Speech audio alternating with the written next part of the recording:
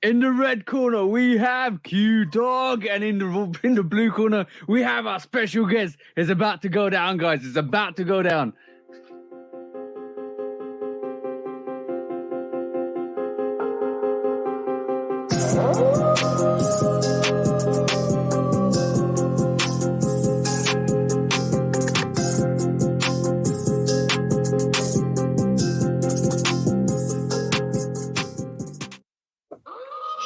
Hey, episode 38 on deck, guys. Yeah. What is up, bro?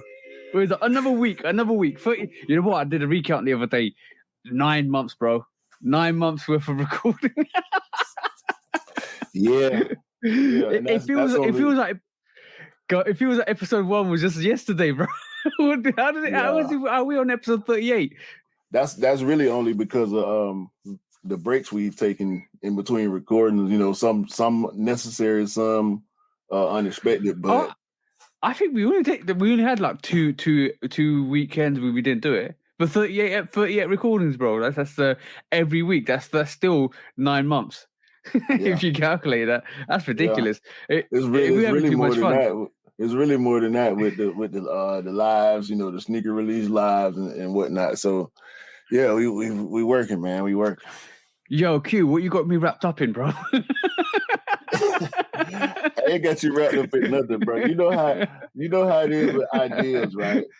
And ideas get to flying around, man, and they land where they need to land. Sometimes they fly away, but this one landed because I was suggested by one of the bros, one of the day one supporters. This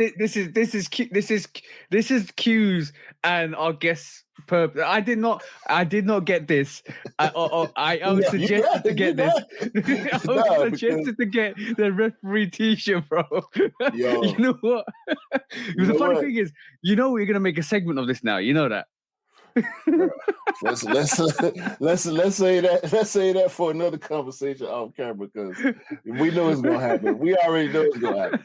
That was the reason why I was so animate to tell you about it, because the bro that actually gave this idea, like I say, man, he been down with us since day one. He support everything we doing. We have real conversations. The most important part about it is we have real conversations about history and about nostalgia and about style and about culture, you know, differences in between our cultures, because my culture and your culture are different, but his culture is different from both of ours.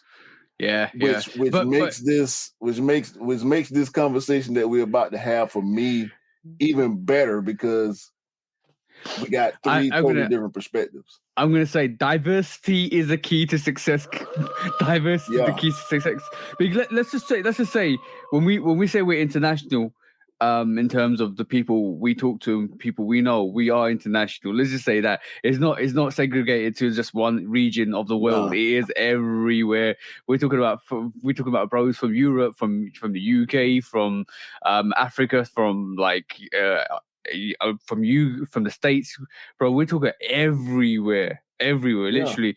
We know, like, we have bros from South Africa, from East Africa, where I was born, from Europe, from UK, and bro, like, to learn so much complex things from people from different ideologies, it's amazing, because you kind of opened your eyes to different aspects of life, which is great. It's always great. And see, we got with no further ado, we got the homie. We talk about him all the time.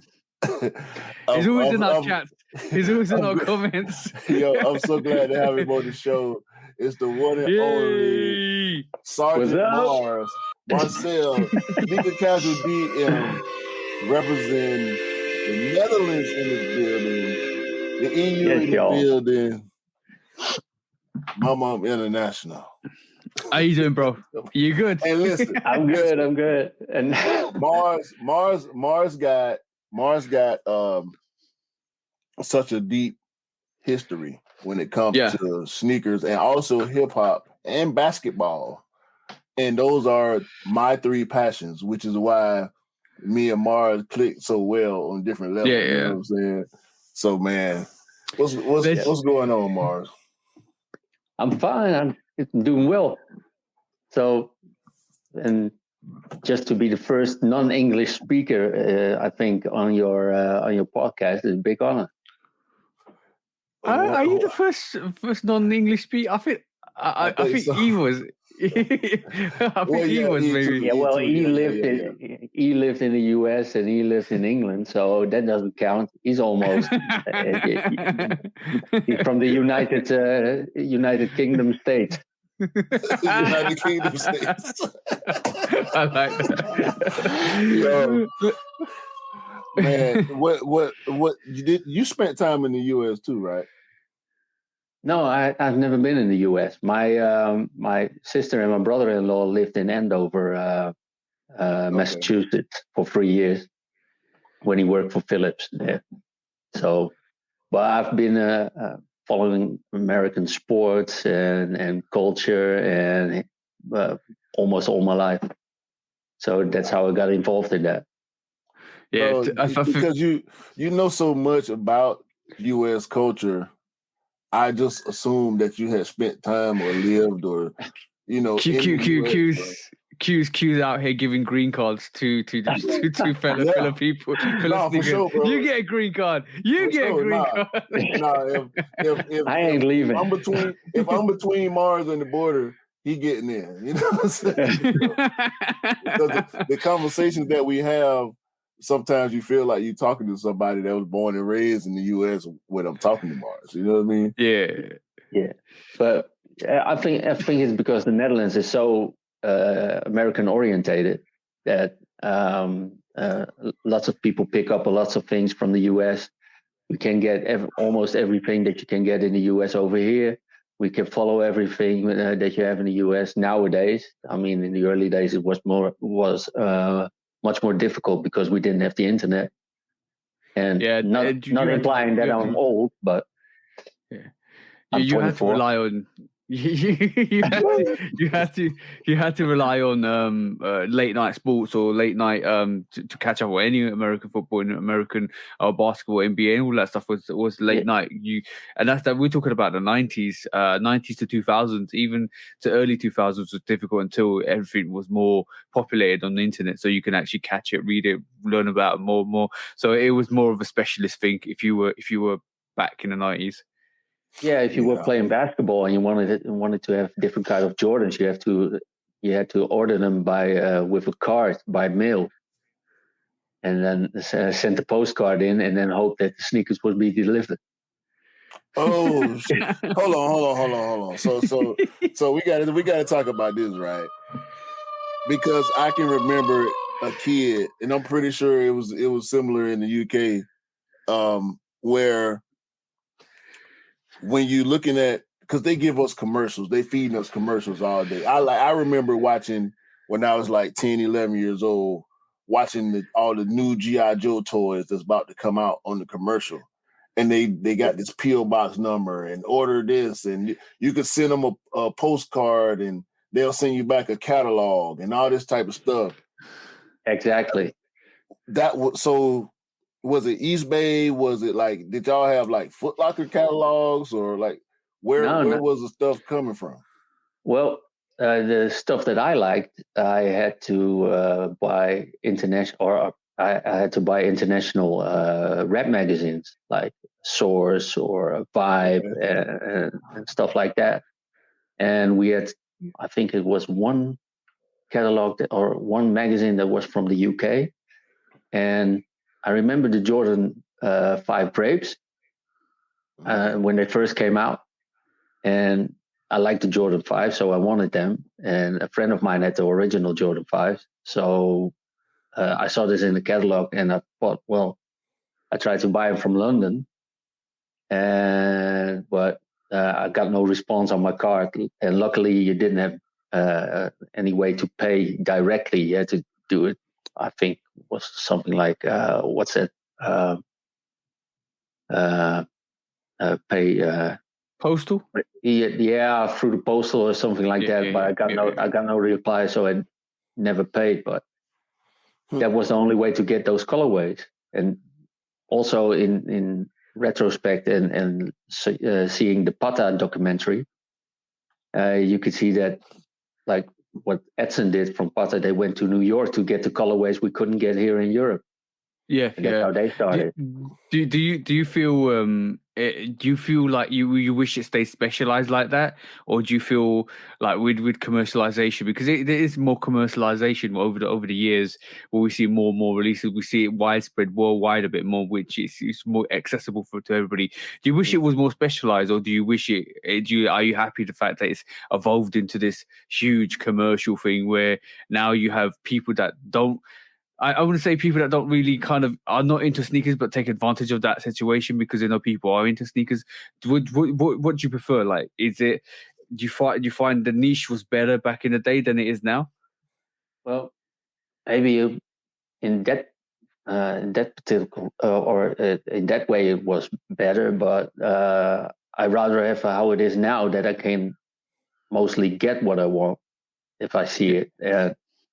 And in those days, I was limited to what we had here in the Netherlands, and not even in the same cities. I had to travel to Amsterdam to get particular colorways or stuff like that. And sometimes you didn't even know a colorway existed. Yeah. The internet's kind of enlightened the whole aspects, because we wouldn't hear news, we wouldn't hear information like we are if it wasn't for the sources we know, and the internet and the Instagram and all of that stuff. It's definitely evolved nicely, because it means people know a bit more about what's happening around them. But and the other aspect is it's given it touches other people that aren't into sneakers, that actually want to take advantage. This is why sometimes information is good for the right people, information is bad for the wrong people, because some people do like to take advantage. And we've seen that during COVID when we were locked down and sneakers were really hard to get. Yeah, but you're gonna get that anyway.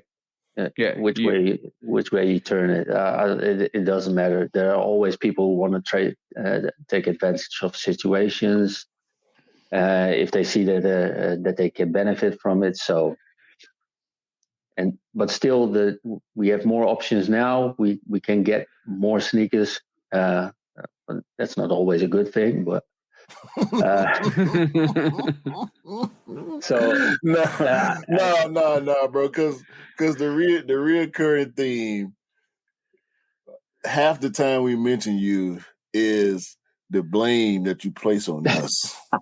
Yeah, true. Hold on. We are not to be held responsible for you and your daughter. Shout out to your daughter because she supports us big time.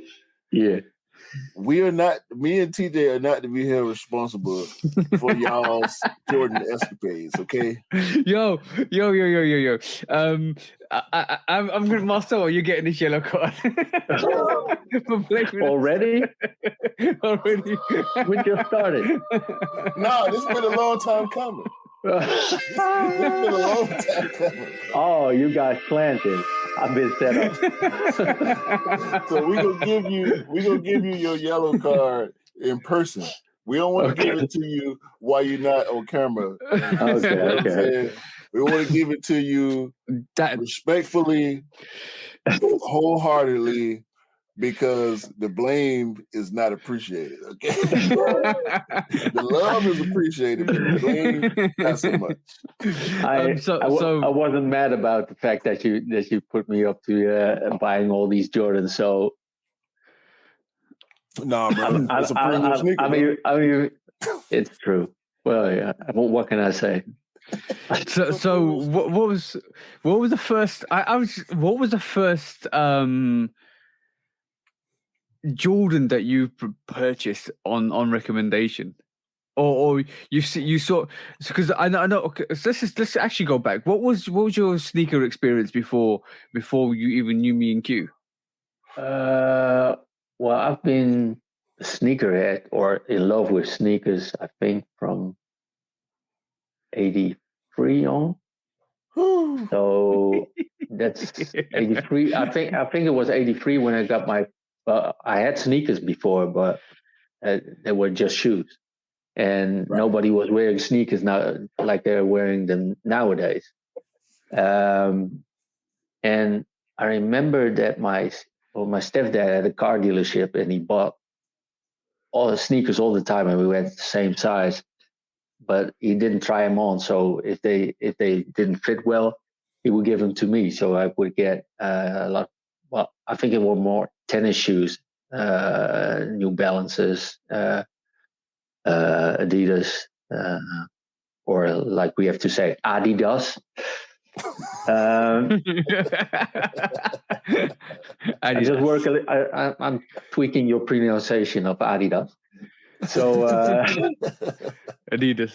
Yeah, and I remember, I think it was '83. I got my first Nikes, and I'm not really sure which basketball shoe it was. It was just a plain white Nike with a blue swoosh, and could have been a blazer, but I'm not really sure. And I thought, well, okay, they're nice. And I was going to school with them. I said, okay. And people were asking me, what brand is that? Because Nike wasn't a thing here. Right. I mean, if you wanted to wear any sneaker at all, then you had to have Adidas.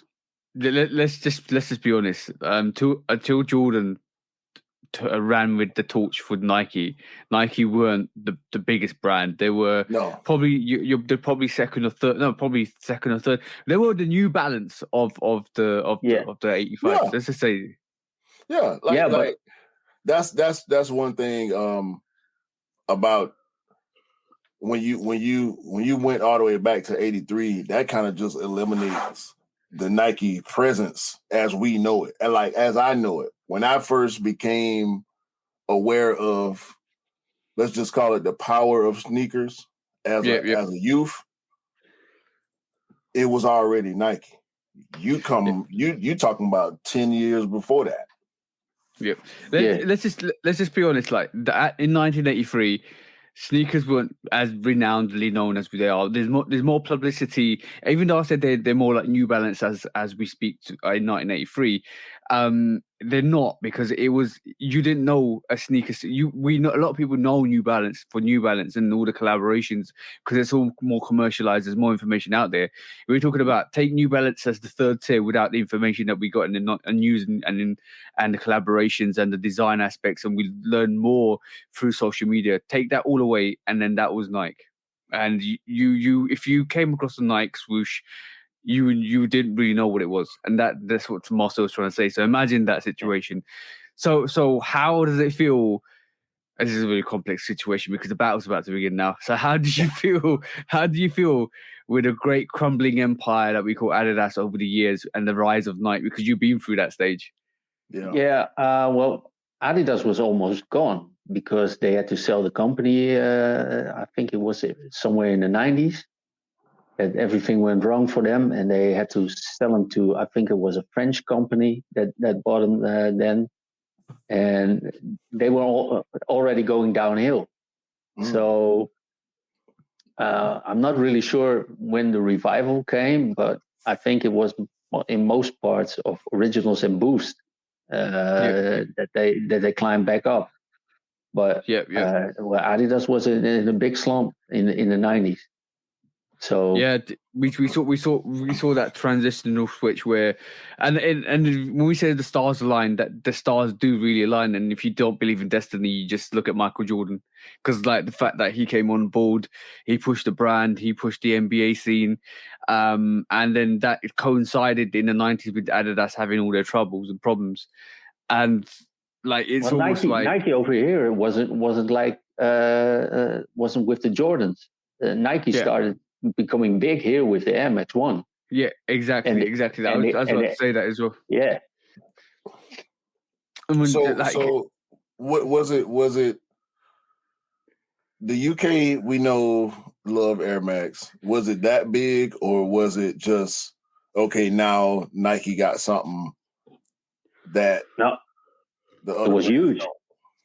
It was huge. And that's why you see the Air Max 1 with Patas, all the Pata collaboration, because the Air Max 1 is something that we treasure in the Netherlands. Yeah, and you gotta The only analogy I can think of is at the moment with that transition is we talk about the trifecta. Nike, we talk about Nike, Tinker, and Jordan being the trifecta. Yeah. That was almost like the Bermuda Triangle for Adidas. It just sucked all the innovation out and just literally left it to dry. So basically, So let's be fair, right? Let's be fair. And I was having this conversation with my wife last night. She might have saved you a little bit too, because she threw a little bit of H2O. She threw a little bit of H2O on the flame, right? So Adidas, I don't hate Adidas. Now I troll and I joke a lot about Adidas, but ain't nobody that watched this podcast gonna come on here and say I have not criticized Nike as if they do everything right. You know what I'm saying? They don't do everything right. I don't like everything that Nike produces. However, Adidas does not produce anything that I like more than something Nike produces. And that's where my bias, my allegiance to Nike is. Like, I just feel like overall Nike is better. And that coincides with the history you just gave us with Adidas having trouble in the 90s, Nike on the come up in the 90s. So that Nike been in my face my whole life. Nike always been what's cool, despite the hip hop ties.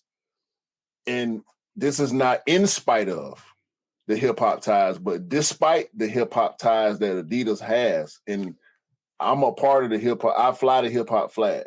You know what I'm saying? Like, that's hip hop is my religion. So Adidas having that tie to hip hop don't even mean as much to me as some of Nike's ties to hip hops. Because when I was coming up, all my favorite rappers was wearing Nikes. Run DMC has never been my favorite hip hop group. I understand the importance of Run DMC. I respect Run DMC. Run DMC and Jam Master Jay equally, if not Jam Master Jay a little bit more than Run and DMC. But my favorite artists all wore Jordans and Nike trainers. You know what I'm saying? So with me growing up in that environment, of course it's going to be Nike everything, especially here in the South. Like, y'all talk about Air Max. It's the same for us. The perception is different because I think the level of value y'all give Air Max is where we have Jordans. Hardaways and Charles, stuff like Bo Jacksons and Dion's and stuff like that. We put that value that y'all have on Air Max a little bit lower on our scale, but that don't mean the value ain't there.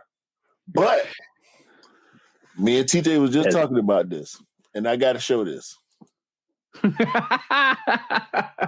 my God. What are we getting now? We got Panda Forums, bro.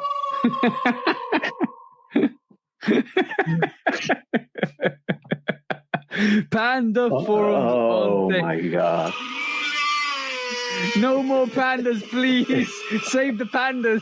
So I want to ask you, Mari, have you ever seen a black and white forum before?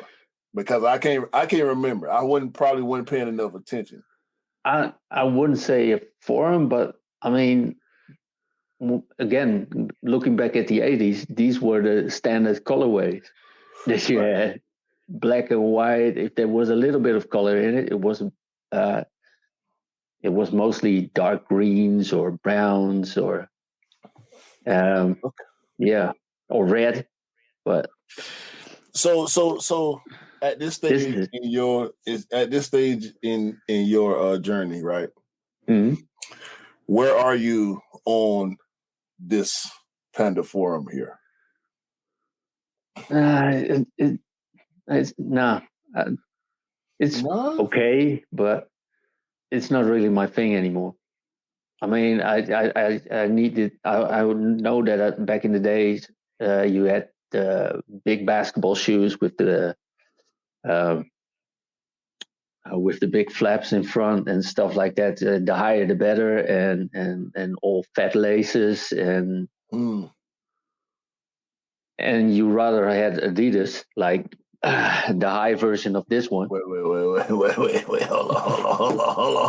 on. Let me take this off.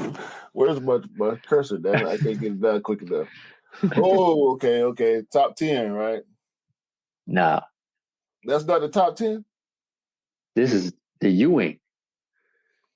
Ewing? Yeah. You didn't know? Nah. Ewing was with Adidas back in the day. Holy shit. you just inside of Q's body right now.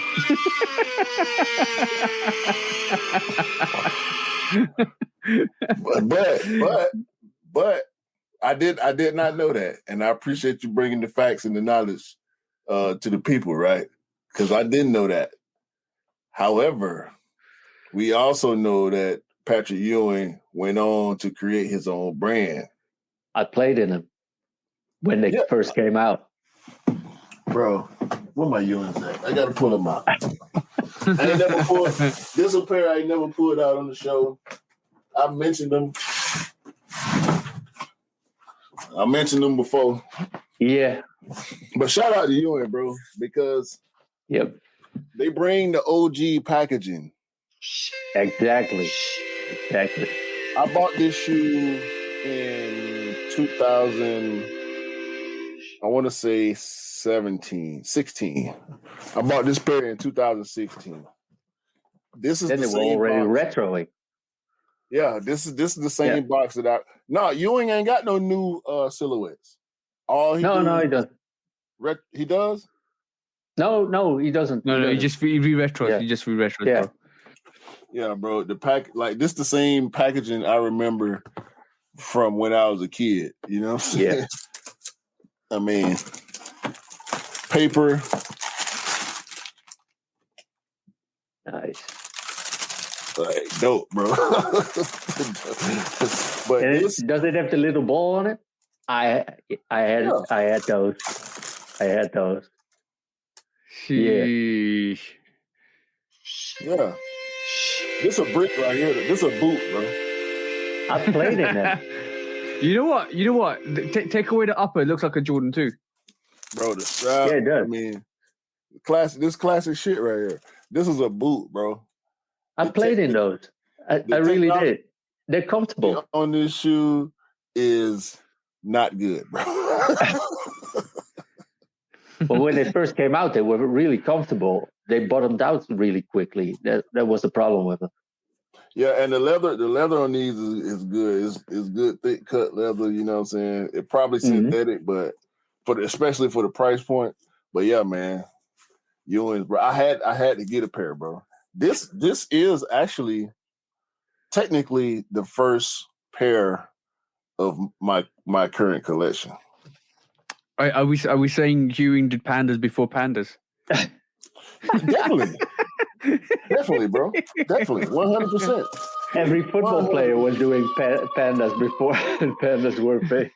100%, bro. I mean, they came with it, bro. They give you the little pamphlet, the tech breakdown, everything, bro.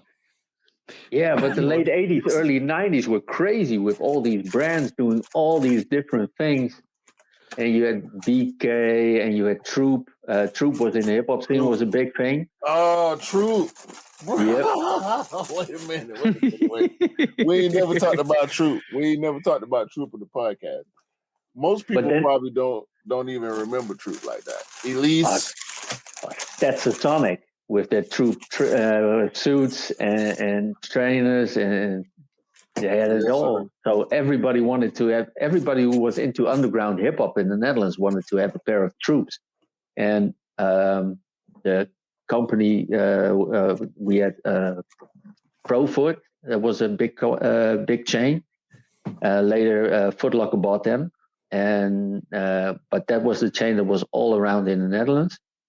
And they had, I think, 4 or 5 different types of Troop sneakers. And well, everybody in the hip hop scene wore them. Yeah, man. I remember having a pair of Troops. I felt like I was doing a little something back in the day. Hey, Ain't gonna lie, man. Ain't gonna lie. But nah, I need you to explain this though.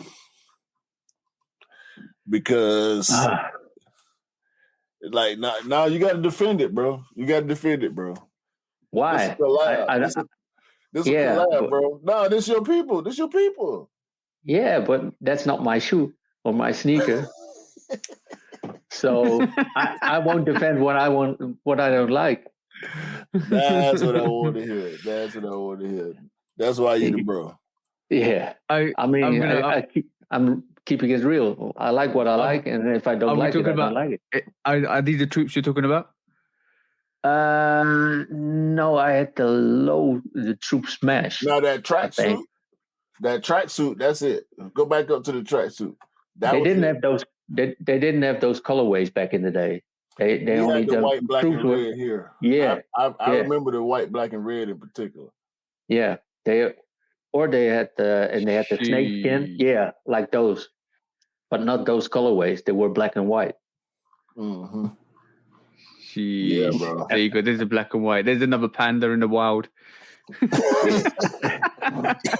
Stop doing these pandas. Save the pandas. Donate to the pandas. I said, New Balance was in a few years in the 80s was pretty big here because everybody had the tennis shoes, and like if you went to any high school in the at least here in Groningen where I live, then all the boys had some different kind of New Balance. And then they died, and then that died off after a few years. And then now they're making a resurgence. So when we talked about it, obviously we talked about Air technology, the trifecta of Tinker and Jordan and Nike, and the fact that they brought Air Max 1s and all the Air Maxes and the Jordan range to life.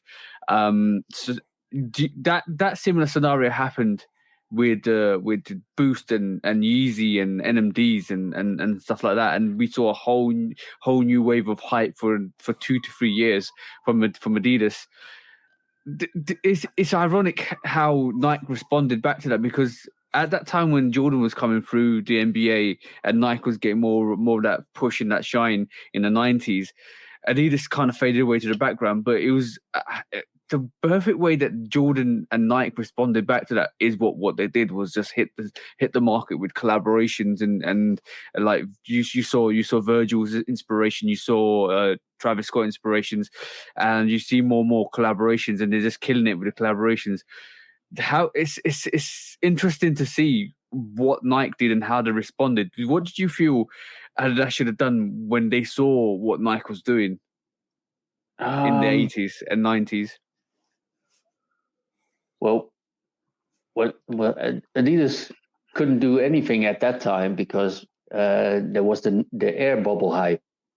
Everybody wanted. Everybody saw the first integrations of air in sneakers, and then especially when the Air Max came out, or the Air Trainers, they were already also a big thing.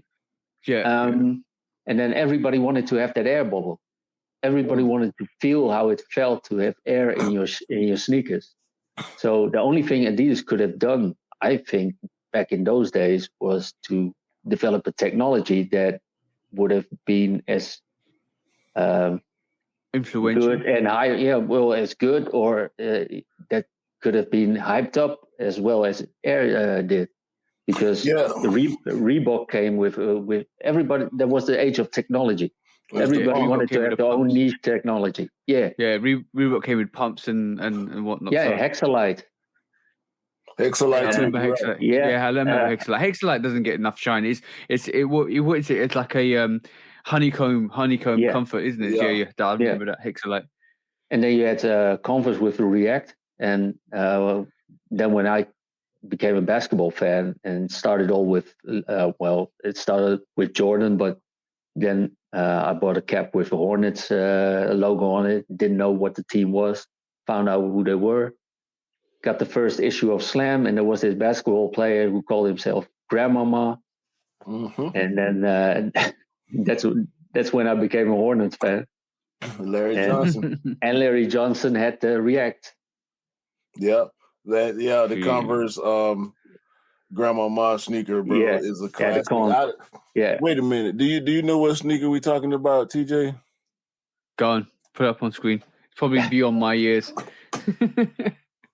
With the React Juice before Nike came with React. Yeah. Oh, okay, cool.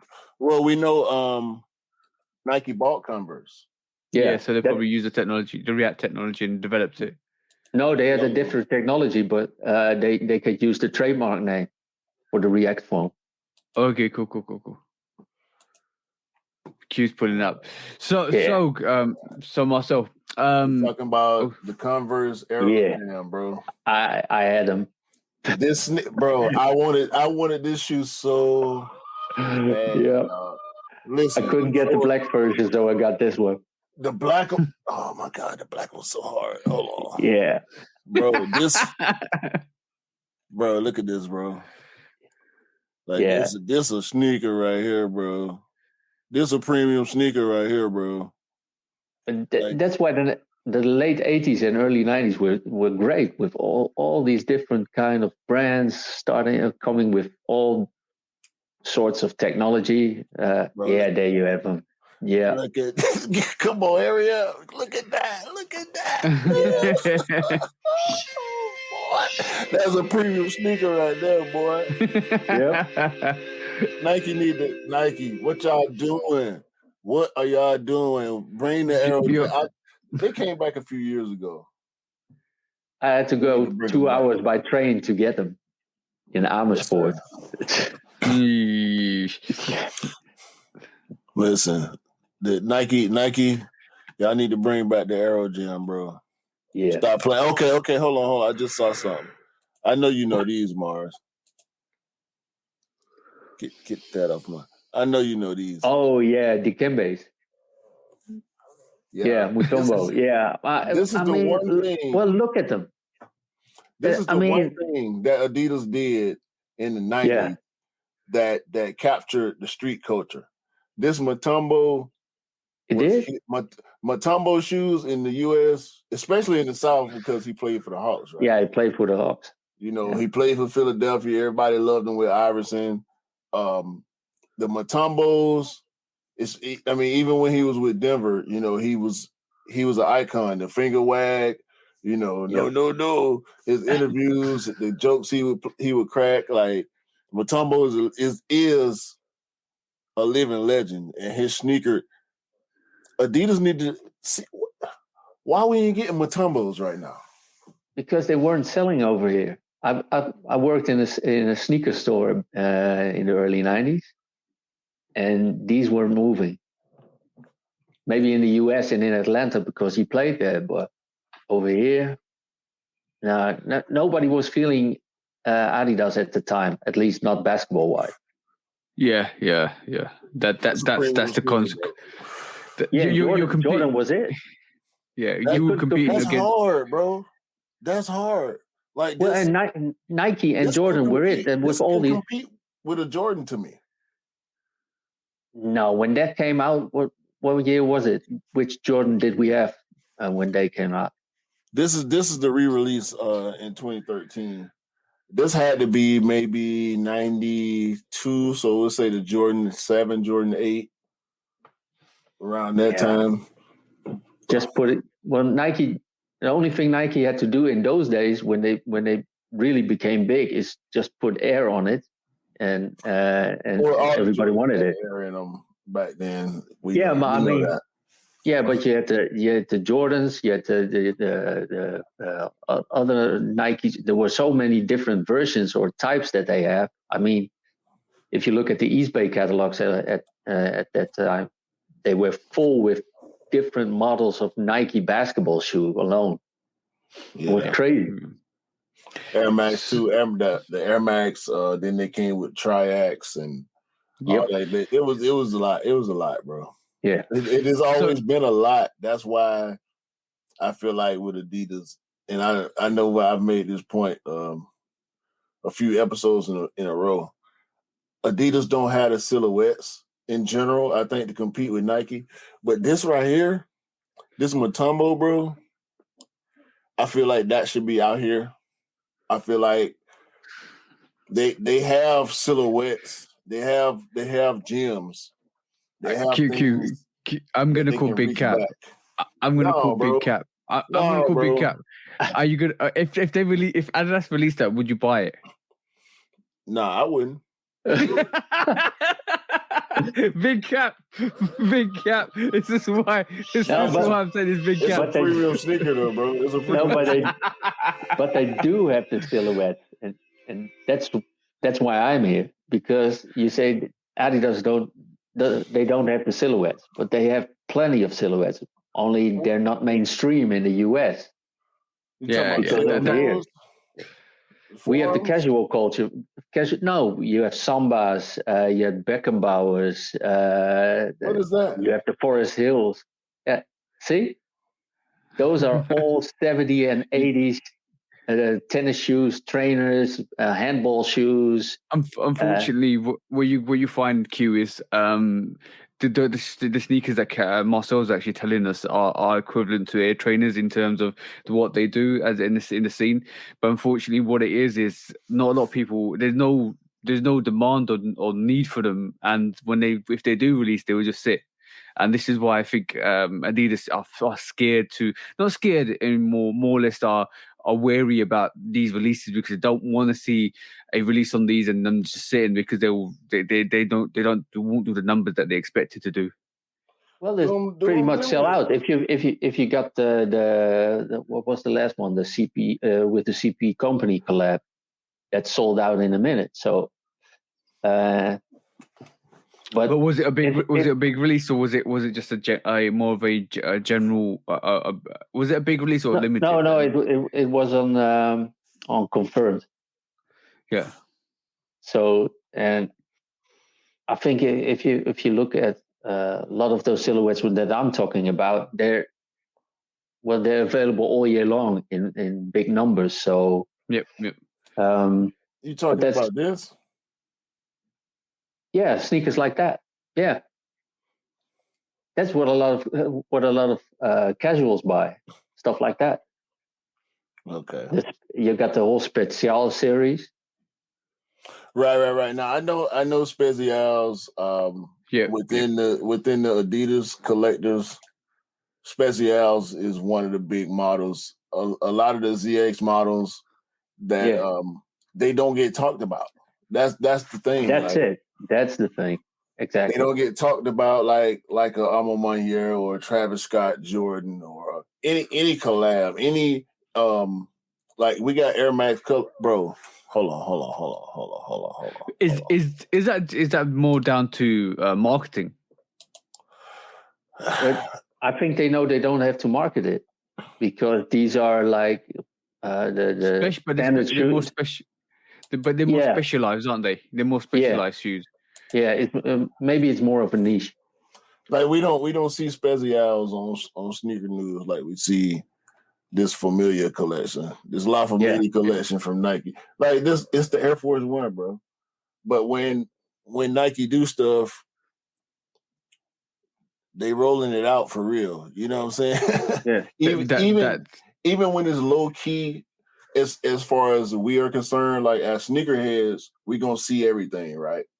But even in sneakerheaddom, I'm gonna coin that phrase. In sneakerheaddom, we don't consider stuff like this to be a big release. Yeah, but Adidas stuff don't even reach this level. That goes under the radar. That's what I'm trying to say. And like I would say, not a lot of people look out for Air Trainer 1s and stuff like that. But if you interested in it, you look for it, you'll find it. And you even if you don't look for it, you still find it, and that's the difference between the Specials or the between the Specials and the Air Trainers, because I don't hear any of that information ever about any of the Adidas silhouettes, because it just goes under the radar unless you are into the sneakers, and it's not mainstream enough for a lot of people. Unless you're interested in the sneakers, then you'll find them. So this is what the reach is not there for some of these silhouettes. This is what I'm saying. Is the marketing bad? And then it's okay. It's okay when you say it doesn't need to be marketed, but in about 10 to 15 to 20 years, it will need that marketing, because basically the new sneakerheads won't know what silhouette they're talking about, or they won't know, they will probably know it from a person that they've seen before, but they won't know it as a mainstream sneaker. This is why I said, is it marketing? Because basically start teaching people as sneakerheads that there is other silhouettes, because there's a big misconception here. And this misconception is for more mainstream sneakerheads, that Adidas don't have silhouettes. We know they've got ZXs. We know they've got all the variety of sneakers, shell toes. Well, like if you're a sneakerhead, you know, and especially if you live in Europe, you see it. But if you live in Europe, yeah, because. They've got gazelles. They've got a lot of silhouettes. Well, there you got one, gazelles. I mean, there are so many different types of gazelles that you can get. But I think it's also because the casual culture is a pretty close culture, although it's pretty big. But and that you get into those sneakers when you get into the culture, and not before. So so we talking about a whole different segment of sneaker culture. We talking about a different faction of sneaker culture when you talk about the casual culture, because I've never heard this phrase before. Well, it's something that started in England. Hooligans that didn't want to be seen as hooligans. So what they did, they started dressing up with high-end sneakers, high-end brands of clothing, so that they didn't look like the regular hooligan at the time. And the police wouldn't notice them, and then they could do their thing, and that became a whole scene.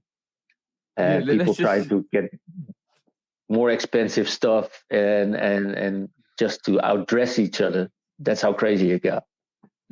So let's just say the sneaker culture we're living in at the moment is more basketball culture. Like, and the reason why I say that, it's because most of the silhouettes that are hype, most of the silhouettes that we looked at, most of the silhouettes that we pick up is all basketball orientated. When you look at the sneaker culture, that's a whole new division. I mean, casual culture, that's a whole new division. Within the sneaker culture, there's boundaries where you've got the basketball culture, you've got the NFL culture, you've probably even got the tennis culture, which is different as well. But then within that, you've got casual culture, and then that goes with anybody that doesn't. That culture hasn't got mainstream as we see, because this is where, like Marcel's saying, you find these unique silhouettes that Adidas just basically don't need to promote. Yeah. So everybody, do they promote? We even got a whole book for it. How to dress. And at one time, well, nowadays, I mean, like Stone Island is like, if you have a Stone Island jacket, then you need some Adidas sneakers and a certain kind of jeans, certain kind of cap, and that's a uniform. That's how later on people could recognize that, oh, he's a hooligan as well. so now, TJ, you know, he's right. Him and his daughter are correct. We have influenced them to seeing our side of the sneaker culture. That's what it is. Yeah. Well, I already was there back in the day because I was into basketball, and basketball wasn't mainstream. Most people didn't know Michael Jordan back before '92, before the Olympics. So I was rocking Jordans, NBA stuff, starter jackets, Kanai jeans that we got over from the US. So back then, that was the subculture. Now it's all mainstream. Yeah, and now the casual culture is a subculture. It is a subculture. It still is, but it's getting bigger. But not big enough that people or brands want to associate themselves with it. Yeah. Well, that's the other part. Casual culture is here because we've seen the dad shoe wave. That I think that is that can be attributed directly to the casual culture, because when you talk about Spezials and like you think about the Yeezy Calabasas, you know. Yeah. Yep. Continentals. Right. What a direct rip-off. Yeah. Yeah, even with the high fashion brands, bro. Like, you know, we know what the Monarch the is. Balenciaga trash can or all that stuff, bro. All that stuff. The Calabasas originated from Adidas and from Reebok. How's that? That's crazy. From the Club crazy. C. Yeah, from the Club C. That's crazy. It's pretty much a Club C. They did it when they still had ownership of Reebok. Yeah, but the Continental it's more like a Continental, Adidas Continental, and that's the old sneaker as well. So yeah, so how you feel about this Air Max 1 La Familia? Somos familiar. Isn't that one with the glow in the dark sole? I believe so. Yeah, I saw a picture. Yeah, it's got glow in the dark sole to it as well. No, it's not for me. I mean, no. I'm Dutch, and orange is one of the colors, but I like this. It's not for me. I can't say it's not for me, but it would. I feel like it would be cool to have. This is dope. Yeah, like, I mean, the details are great, but just to buy a sneaker to have in a glass case. Wait, you wouldn't put that on foot? If I bought it, then I would rock it. But if I wouldn't buy it. Yeah, that's dope though. Like just to even, because I don't know how many of us were aware of the casual culture. I've never heard casual culture put together like that as a thing. It helps me understand. Also, along with the history of your upbringing with sneakers, it helped me understand what your perspective is versus mine. And that's why there is this fundamental. It's not even really a difference, because you paid attention to hip hop and basketball culture just like I did. So we know the same things, but based on where we come from, our experiences were different. Exactly. Yeah. Also, like you said, how I grew up, and with Nike not being a thing, and I mean, I would spend hours window shopping and looking at Adidas, at the ZXs, the new ZXs, and looking at the price tag, and okay, I can't afford those. But the same was later on with Nike, when I got into Nike, because I played basketball. Jordan was a thing. Started following the NBA, so that's how I got really into the Barclays, Jordans, the Huaraches. So what was your first Nike, Marcel? My first Nike was I'm like I said, I'm not really sure if it was a blazer or another silhouette. Could have been a Terminator or Assault or anything. Could be, yeah. Well, just a plain white basketball sneaker with a blue swoosh. With blue swoosh, yeah. Yeah. So what was how to put this?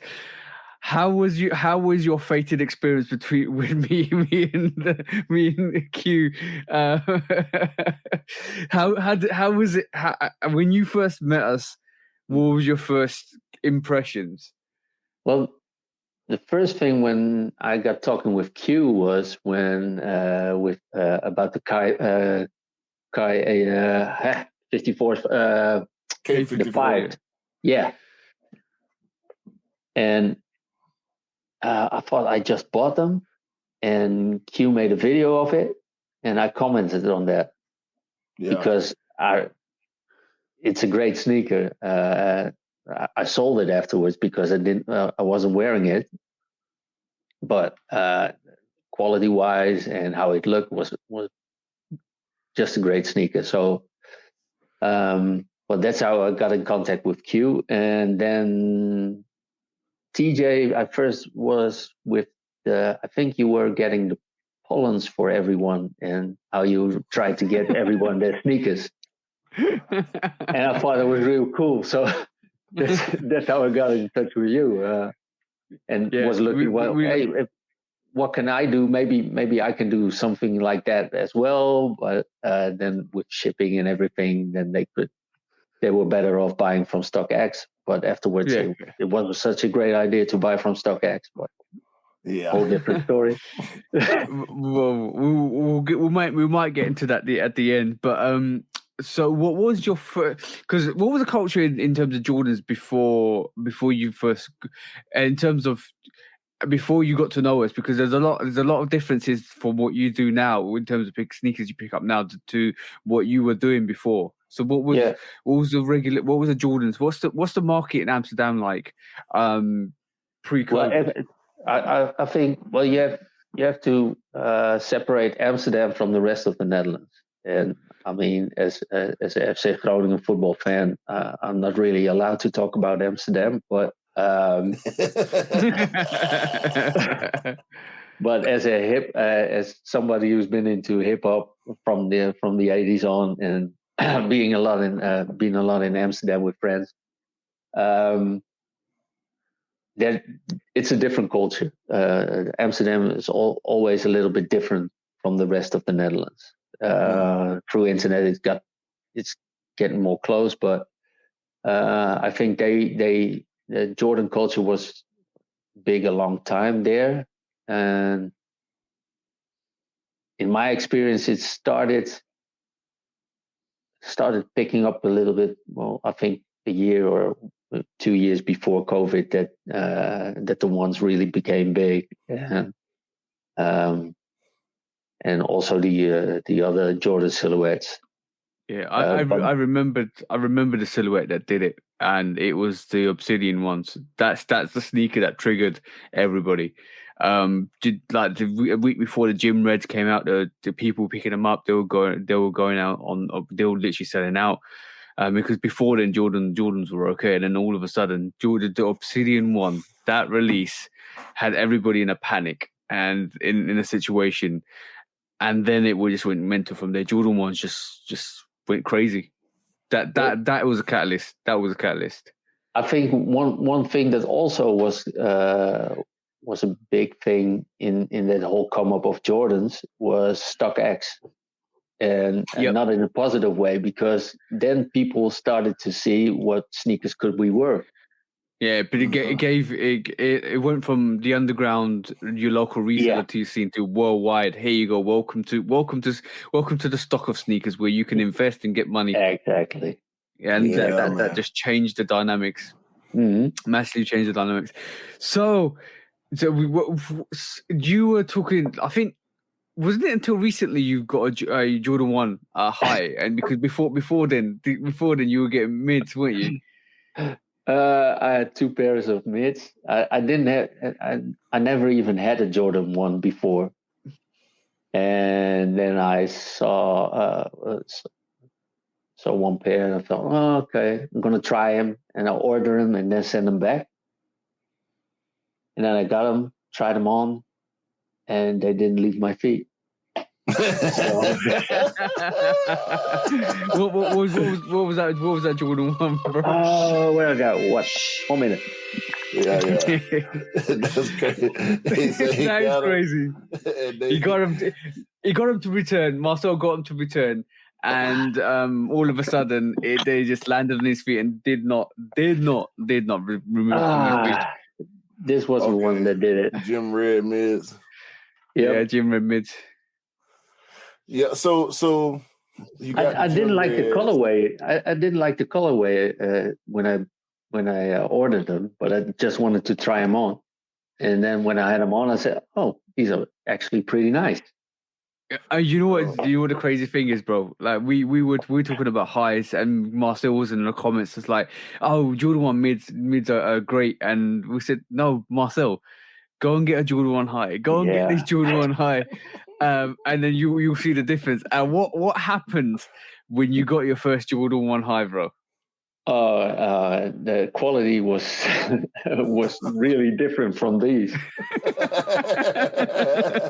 And this is why a lot of people complain about mids, because mids have second tier quality. Most mids have second tier quality. It depends on the mid it is.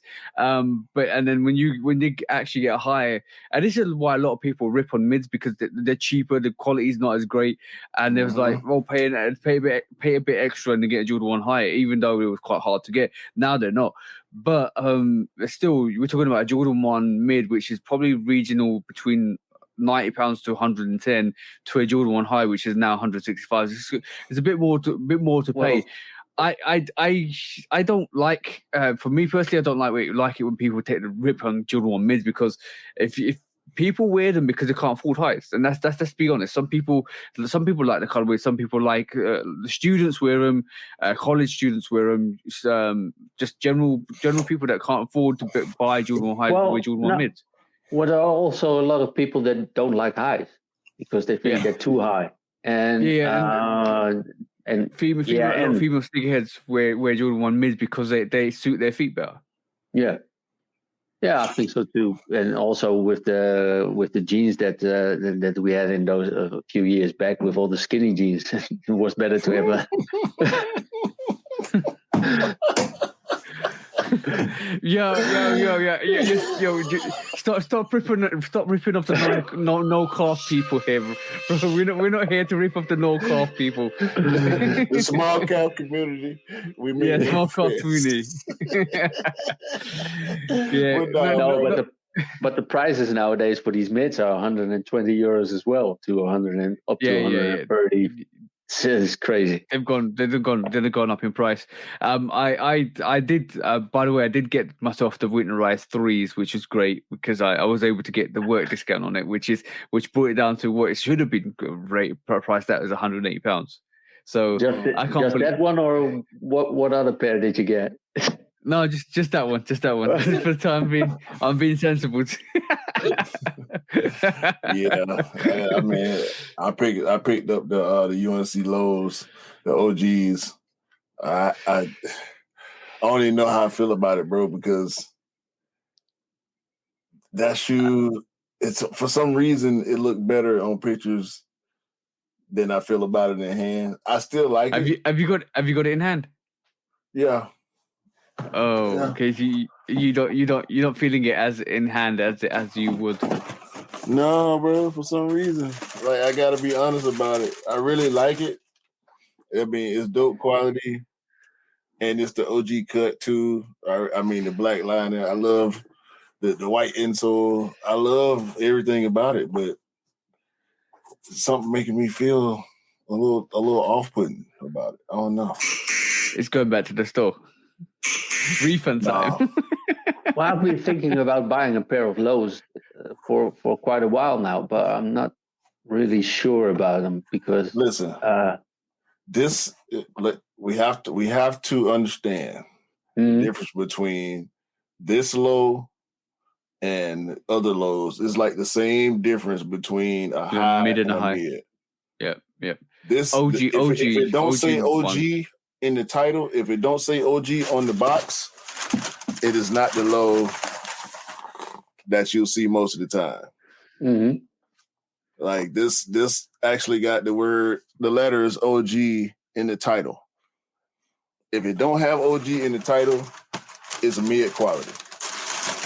Yep. If it's got OG in the title, it's high quality. That's the neutral one. Neutral Jordan 1 low. Gray. Neutral grade Jordan 1 low is one of the best quality sneakers I've touched in a long while. That is that the quality and the suede on that is absolutely mental. Marcel, if you do have a chance to get it in hand one day, you need to see that in hand. It will change your life. It'll open up doors that you never thought were open before. I was thinking about a pair of lows to put on to football, but that's not. Wait. You talking about going to a game or playing football? Yeah, that's why I think that the silhouettes that I was talking about in casual culture are most of the time lows. You can't wear a Jordan high to a football match because if something starts there, they're not really fighting shoes. Let's say it like that. Okay. Okay.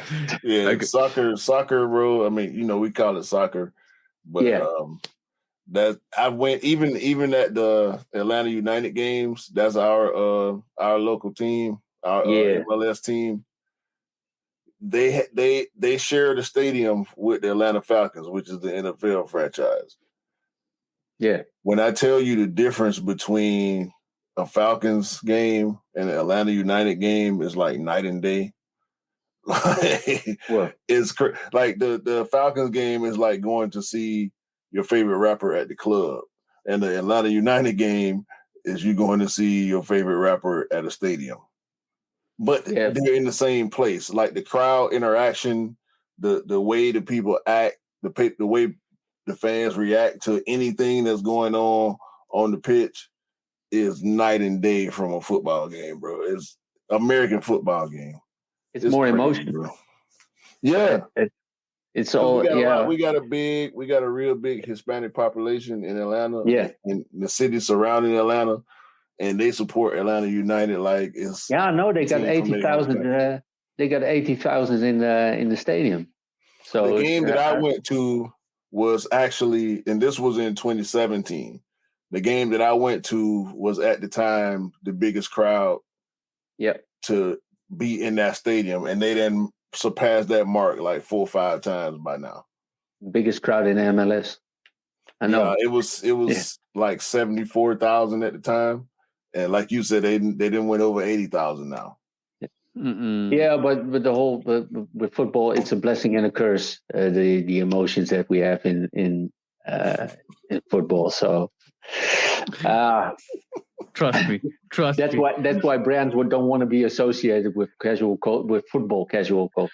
I don't know. Like I'm giving a yellow card to every single football fan around the world that's out there causing ruckus. Because if I decide to go to an Atlanta United game and I want to wear my Jordan 1 highs, I should be able to wear my highs and not have to worry about my safety.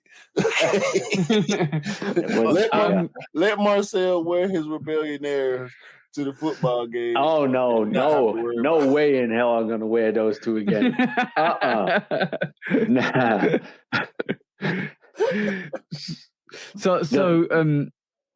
So how did your daughter get into sneakers? Now that's a question, bro, because we know you, Marcel. We know we interact with you.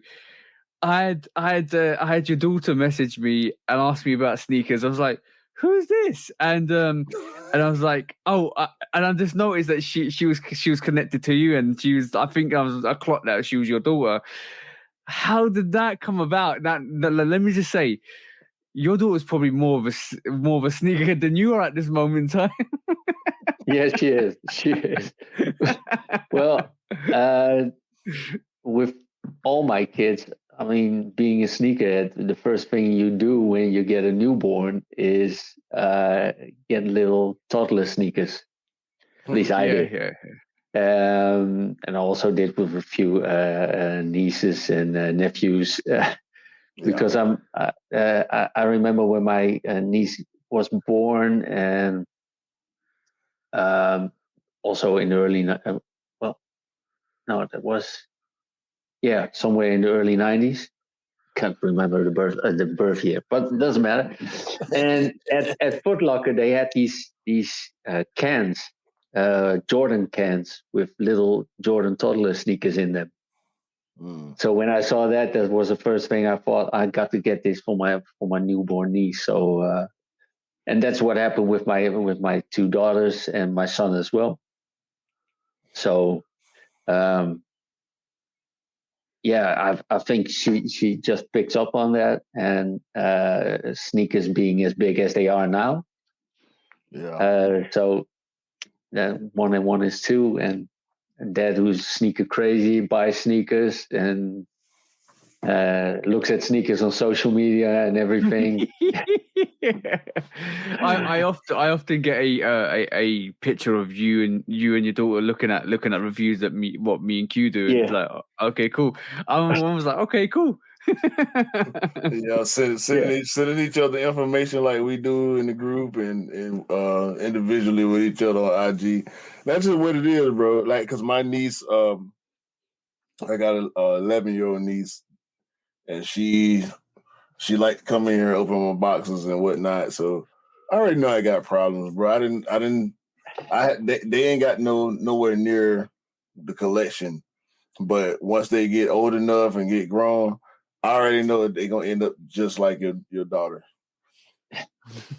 Yeah, that's why she asked me for sneakers for her birthday, and and then if she's a little short on a paycheck for a job that she has, then he says, "Oh, Dad, I want to get these sneakers. Can you sponsor me a bit?" Or stuff like that. I like the word sponsor. Cannot loan. Yeah. I'll get you back in a little while. And that's how they call it here. Can you sponsor me? That's what kids do. Yeah, what's the sponsor is a bad word in the U.S. for men. Yeah. It's a cuss word. Sponsor is a cuss word. Because sponsor is also when you're kicking a habit, isn't it? When you go to AA, then you have a sponsor. No, these women. We talking about these women want you to sponsor their lives out here. Oh, you mean like that? Sugar daddy. Blasphemous.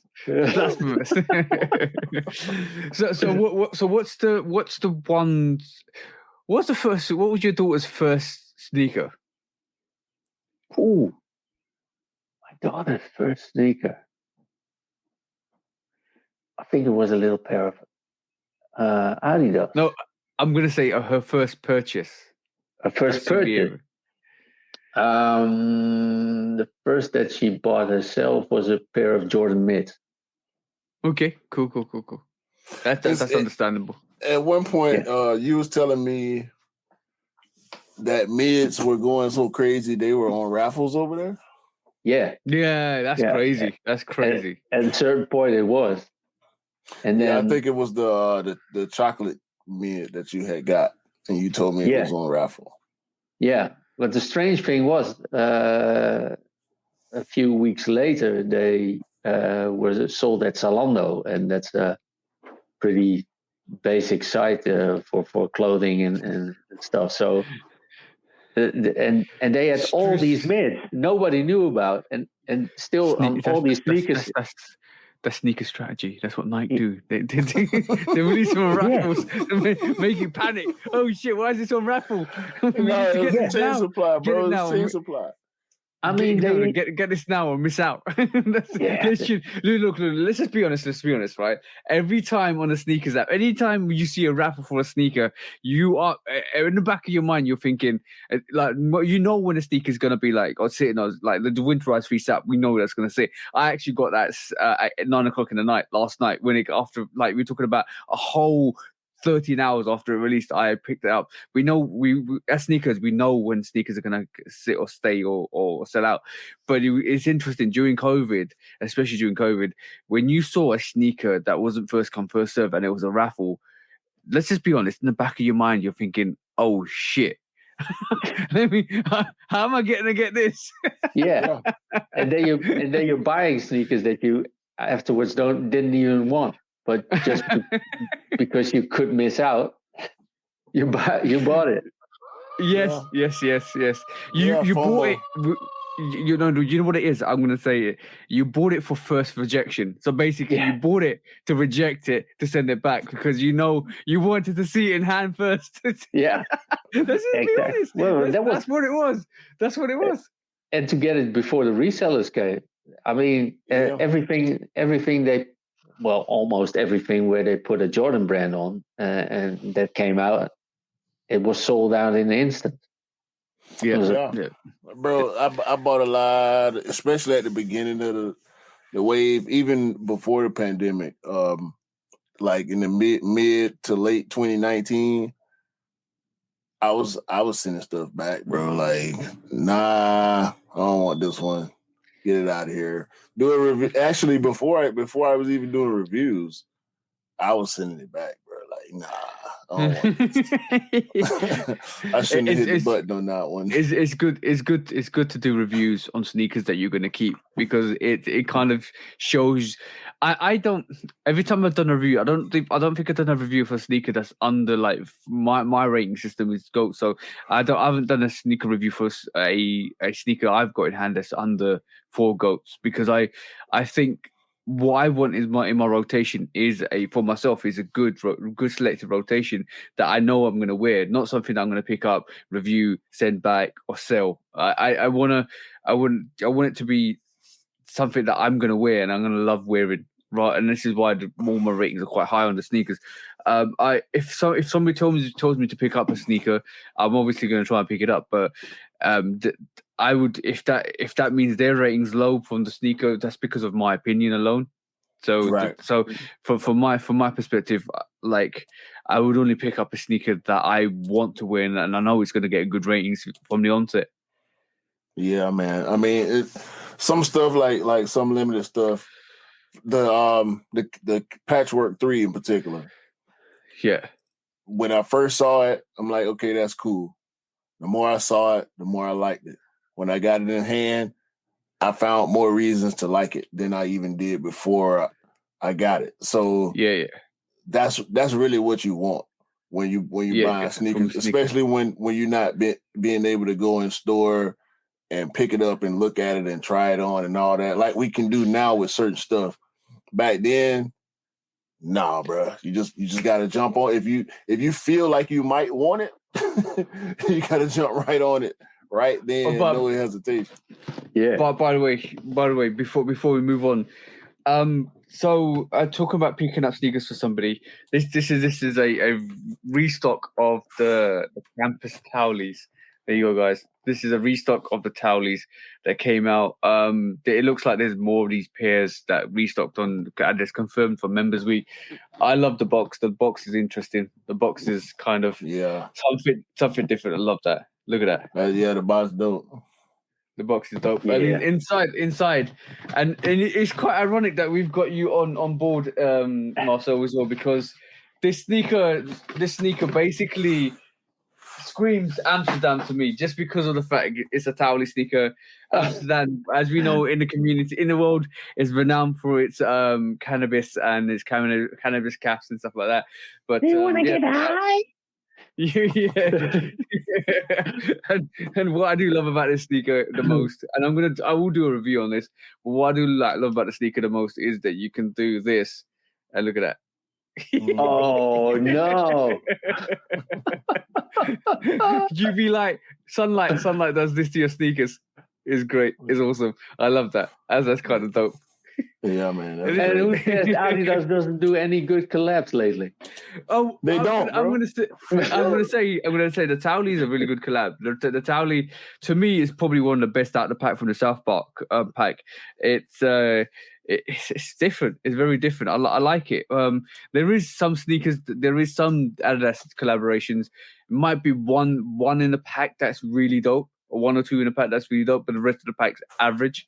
And this is probably what Adidas do the best, is probably release a good, like the Towley in the South pack and the South Park pack, and then and it's okay. Even like the Cartmans and the all the other ones were okay, but this was a standout sneaker for me. I actually really wanted this when it first came out, but I then the more I thought about it, the more it's a low campus 80 low.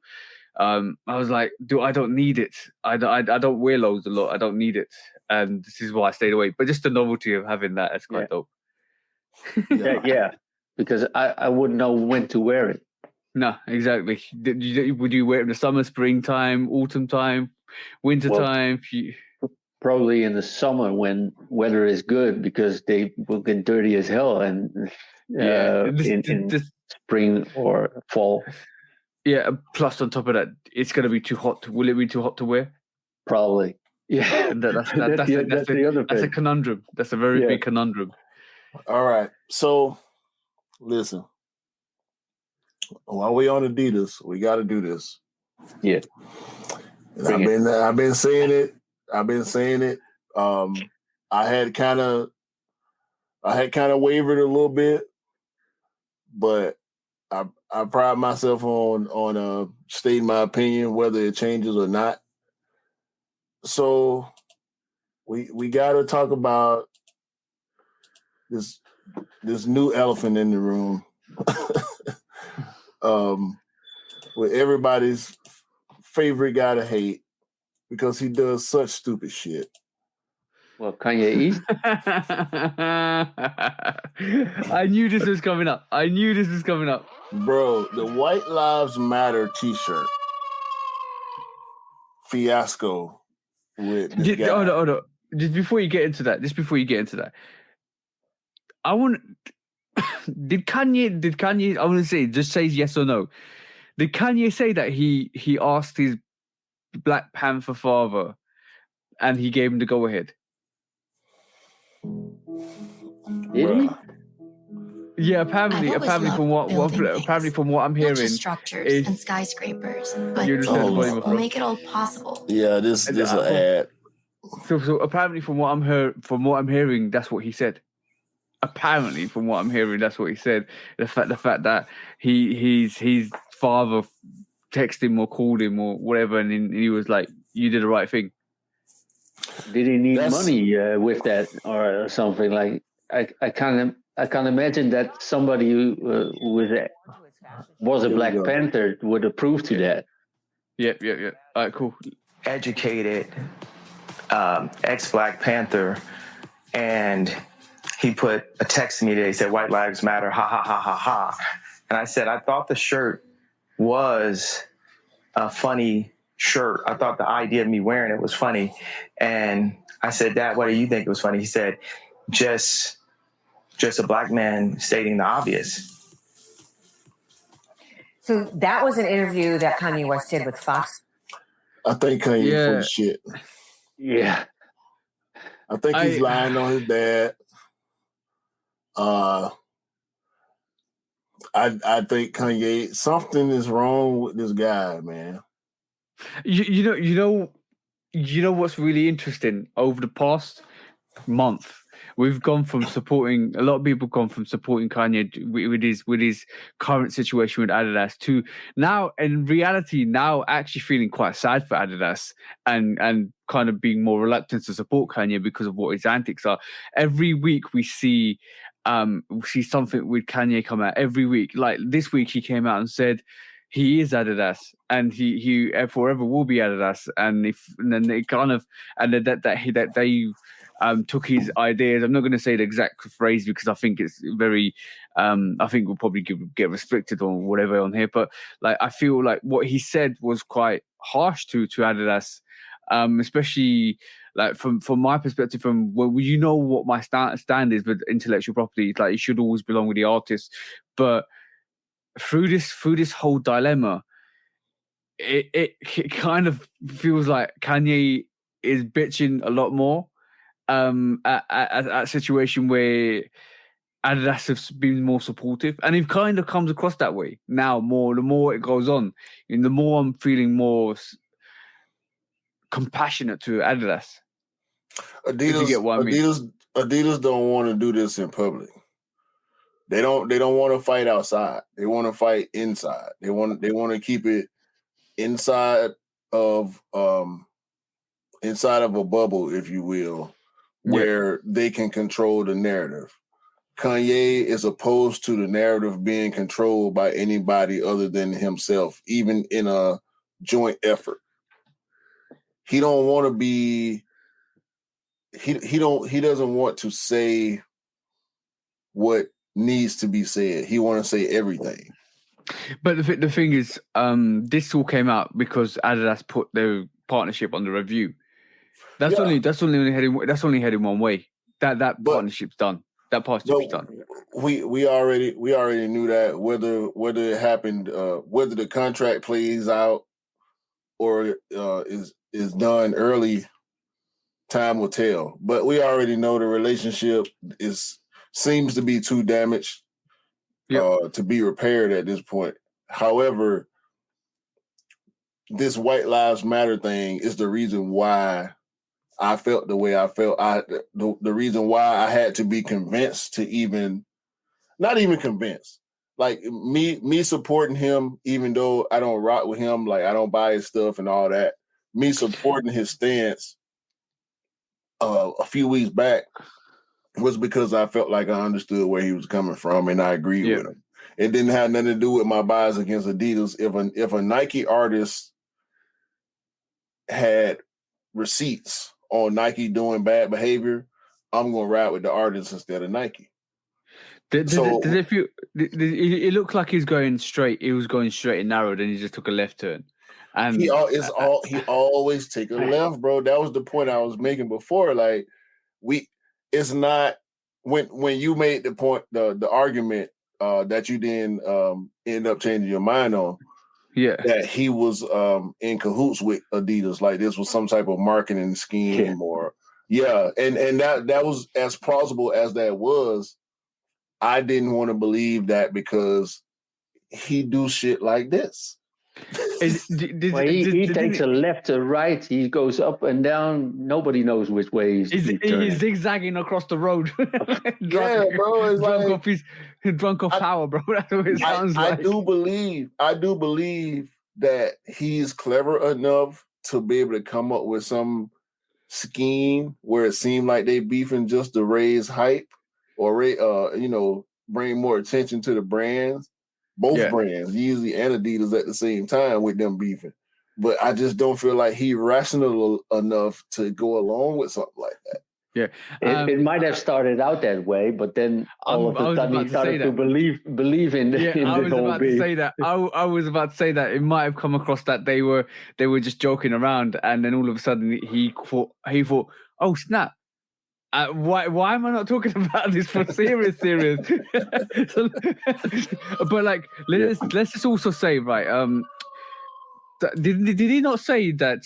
I don't know. I might be misquoting it. Did he not actually say that slavery was an option? Once? Yeah, he said slavery was a choice. And this is why. Yeah, it comes up with some crazy stuff. But let's just put it this way. I'm being the skeptical person I am, and be looking at outside the box a bit. Wouldn't at this moment in time, are we seeing Adidas restocking a lot more? Yeah, are we seeing a lot more releases from Adidas while they milk the situation? Yes. Are we seeing Yeezy wise? Yeah, Yeezy wise, they're restocking and releasing like crazy at this moment. Like this week alone, this week alone, we saw restock after restock of pairs that probably were just out, not sold out. So they've just sent it to all the retailers to sell out. I think it's interesting the fact that this is happening now, and then we're seeing a lot more releases this month and next month, and we'll see it until Kanye leaves, because I think they know after that partnership's done, they won't be able to release a Yeezy. And then I think a lot of people that are sitting here at this moment in time are thinking Kanye is going to leave, and then they're going to pick up all the pairs and then stock them and leave them and wait for them to go up in price, because we know what happens when an artist leaves a company and then the silhouette never releases again, like a Zebra or a Pirate Black. All of those sneakers are going to go up in price. If Kanye leaves Adidas in the next 5 years, that Yeezy Zebra is going to be worth £1,500 again. I can definitely say that. Or what they're trying to do is trying to sell as many as they can now, because they fear that the Yeezy brand, that they can't use the Yeezy brand anymore. Exactly, and we see a restock for the Zebras on at the end of October as well. That's another indication. Now, being the skeptical person I am, right? And and we see Adidas is propping up their sales with all these restocks because everybody believes Kanye is going to leave and they're never going to get Yeezy again. Wouldn't it be really funny if it's all resolved in Kanye stays? And all of a sudden, or during this period, we saw all these Yeezys restock and all these Yeezys sell out because people thought he was leaving. And by the way, Adidas is basically saying you can't return none of these sneakers because it's final sales, right? So it wouldn't be really funny, and all of a sudden he stays, and then they continue this partnership for another 10 years.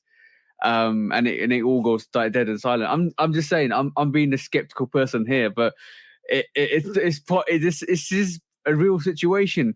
It's a very, very controversial situation, but it's a situation that I feel Adidas could pull around and solve. Could, so like the other part of me thinks like, does everybody who buys Yeezys even know that they're related to Kanye? They do. I think a lot of people that buy a lot of sneakerheads that buy Yeezys know. Yeah, but I mean, they might not care. Music wise, there's not a lot coming out from Kanye at this moment. So the younger kid, I don't know. I'm not even sure if they know that Kanye is related to the Yeezy brand. They might know, but they may not care about of his relevance. Whether he's relevant or not, what he's doing, what he's saying. It may matter to some people more if the product is relevant versus the person that's attached to it. Yeah. So are we in agreement that Kanye is definitely leaving? I think so. I think it's irreparable, and for Adidas to actually come out and publicly announce that the Yeezy partnership is under review and actually say, yeah, we finna sell as many Yeezys, and I'm don't quote me. They're taking what do you call it? They're taking the product under their control pretty much for the time being. And so they're gonna keep dropping them.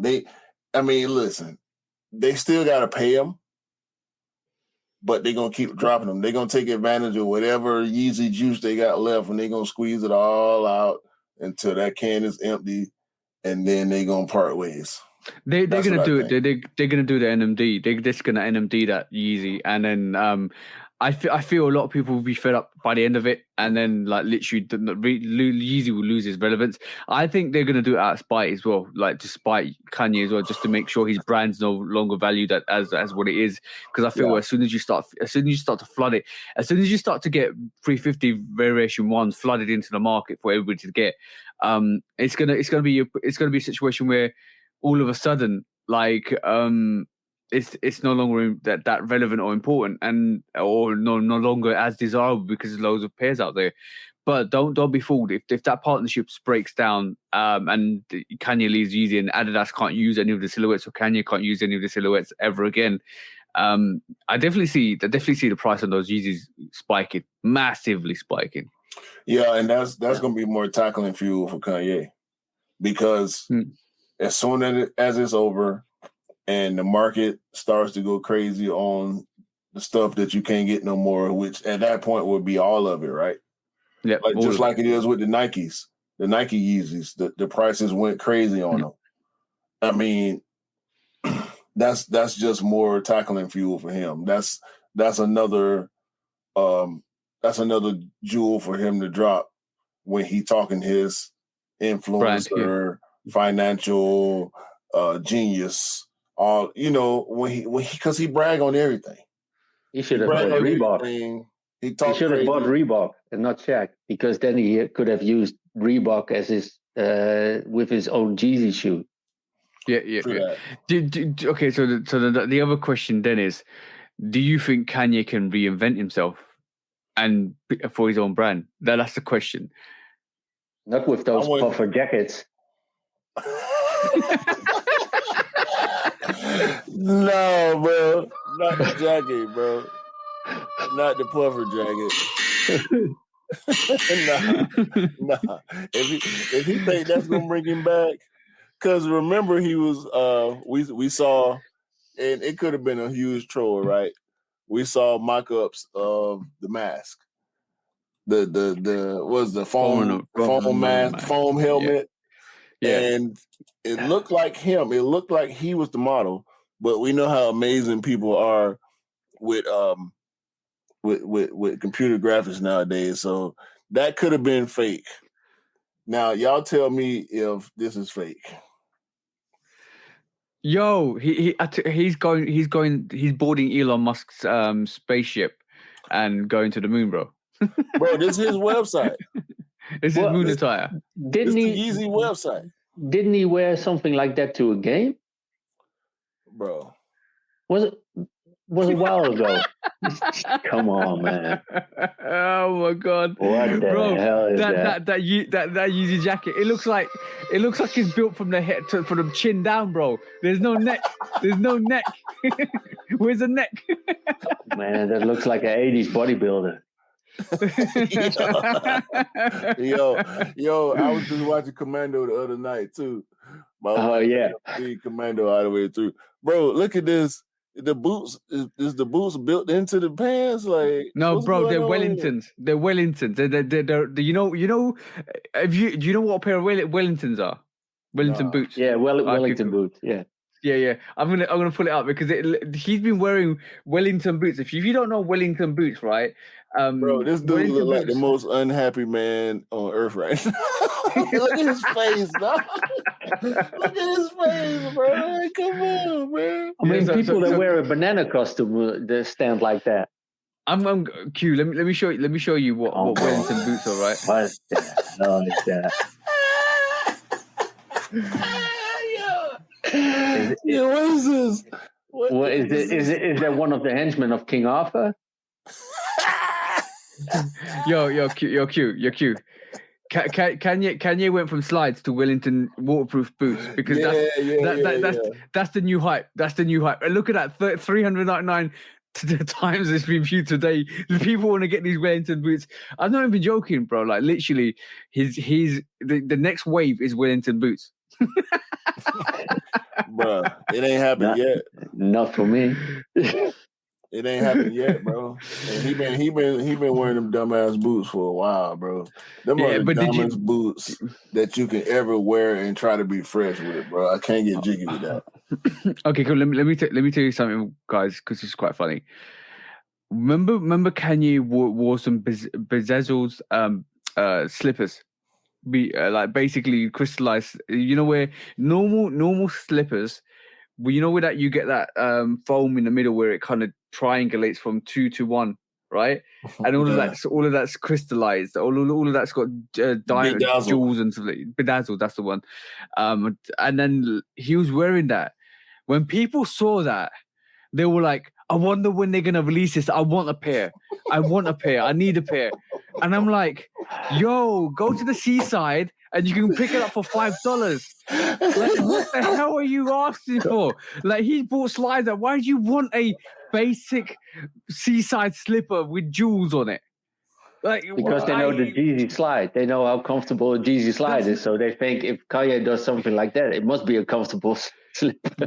Can you probably went to his local, what do you call it, Walmart and bought a pair of slides and jeweled them up, and then there you go. Like, I'm wearing these because I can't be bothered to wear these slides. Like, literally, how is everybody? The amount of people I saw on the social saying I need a pair of those when they come out. But yeah, those are sheep. Those people are sheep.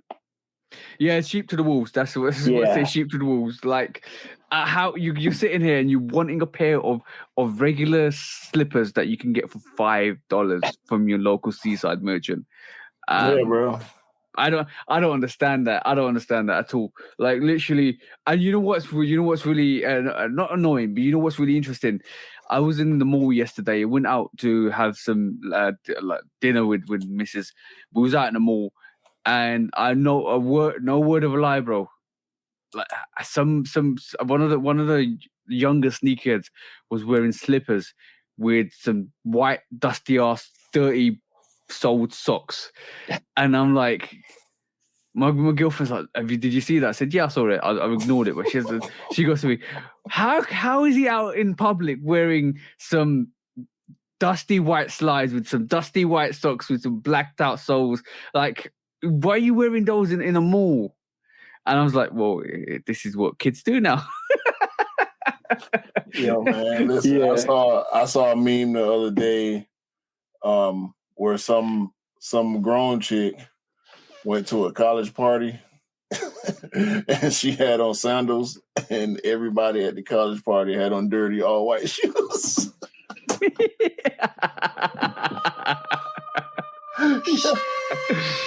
Well, the Air Force Ones, bro. Some of them. Bro, Some of them were like kids and like whatever, ballerina shoes and shit. How many pandas have I seen in the wild, bro? Like so some of these kids are crucifying these pandas. Save the pandas. Donate to the pandas. I'm gonna keep saying it through this episode. Listen, my wife wore her pandas yesterday. Please believe she got a brand new pair sitting in the cut for when those get dirty or they get too beat up for me to clean them and make them look new again. Because I clean her shoes just like I clean mine. Okay, cool. So a quick question to both of you guys. What's your thoughts on people that work in the shoe retailer shops? Do you think they should know their sneakers? Yeah. I worked in the in the sneaker shop, and I had these breakdowns that I got from Nike about the Jordans. Back then it was the Jordan 6, and all the Air Maxes and all the new releases that came out. And I got this folder. I think I'll also have it on my Instagram with the breakdown of every sneaker that we got in. So if a customer wanted to know about the sneaker, and of course I'm a sneakerhead, so I wanted to learn all that stuff, but then I could really tell them what the sneaker is all about, what the materials are, stuff like that. And I think if you want to sell a pair of sneakers in a shop, you have to give the customer good information about the sneaker that he's buying. Were you working in a niche shop, or were you working in a like a commercial shop? Commercial, big commercial shop. Okay, cool. There's a massive difference from when you used to work in a shop to now. Because I walked into Foot Locker yesterday, and I walked in and I asked him. Couldn't see the sneakers, so I asked him, "Do you sell the Jordan 3 Winterize?" He did not know what I was talking about at all, bro. If you would have said Arcado Brown, he still wouldn't have knew what you was talking about. No, because the Winterize, and I was like, I said, "Are you sure?" So I said, "Yeah." Because I saw the Dark Iris sitting there. I just wanted to see them in hand. I didn't see them in hand, and I was like, I pulled them out, and he goes, "Oh, I don't know. I didn't know they'd come out, because if they did come out, they'll be in the glass box over there." I was like, "But this is a really big Foot Locker in a really big mall, one of the biggest malls in the UK," and he didn't have a clue. Yeah. He didn't have a clue. I was like, "Wow." I said, "That's fine." And I just walked away. But that's not me. That's not me being a snob. That's just me trying to work out what their experience is, because I feel like if somebody came in, if a younger guy came in, and the reason why I say it's good to know sneakers is if a younger guy came in and asked the person behind the store, and it's like, "Okay, cool, I'm interested in a sneaker and I want it." So this guy could create his lifestyle with different sneakers, like different silhouettes, different sneakers, different brands, and make him kind of, especially if you're a new sneaker, it's good to like vibe with somebody in the shop, because they know their stuff, and then they could recommend something for somebody, and dependent on what their fit is, what their description is, what they were looking for. But if you don't know, how are you going to ever help somebody? You know what? You're right. You 100% correct. This has happened to me before multiple times, and I have the same stance on this that I have about StockX workers. It's just a job. Like, people that are on that StockX, we just call it assembly line, or I guess authentication line, because we've seen video of people standing at a conveyor belt and them having 30 seconds to look at a shoe to decide if it's real or fake, and they don't know shit about shoes. You know, they may have some general information, you know, from training videos or something like that. But if you work at a barbershop, I expect you to know about different types of hairstyles and beard styles. You know, if you work at a restaurant, I expect you to know at least half the menu and what the ingredients are. How does it taste? You know, what's the time on it from order to plate to table?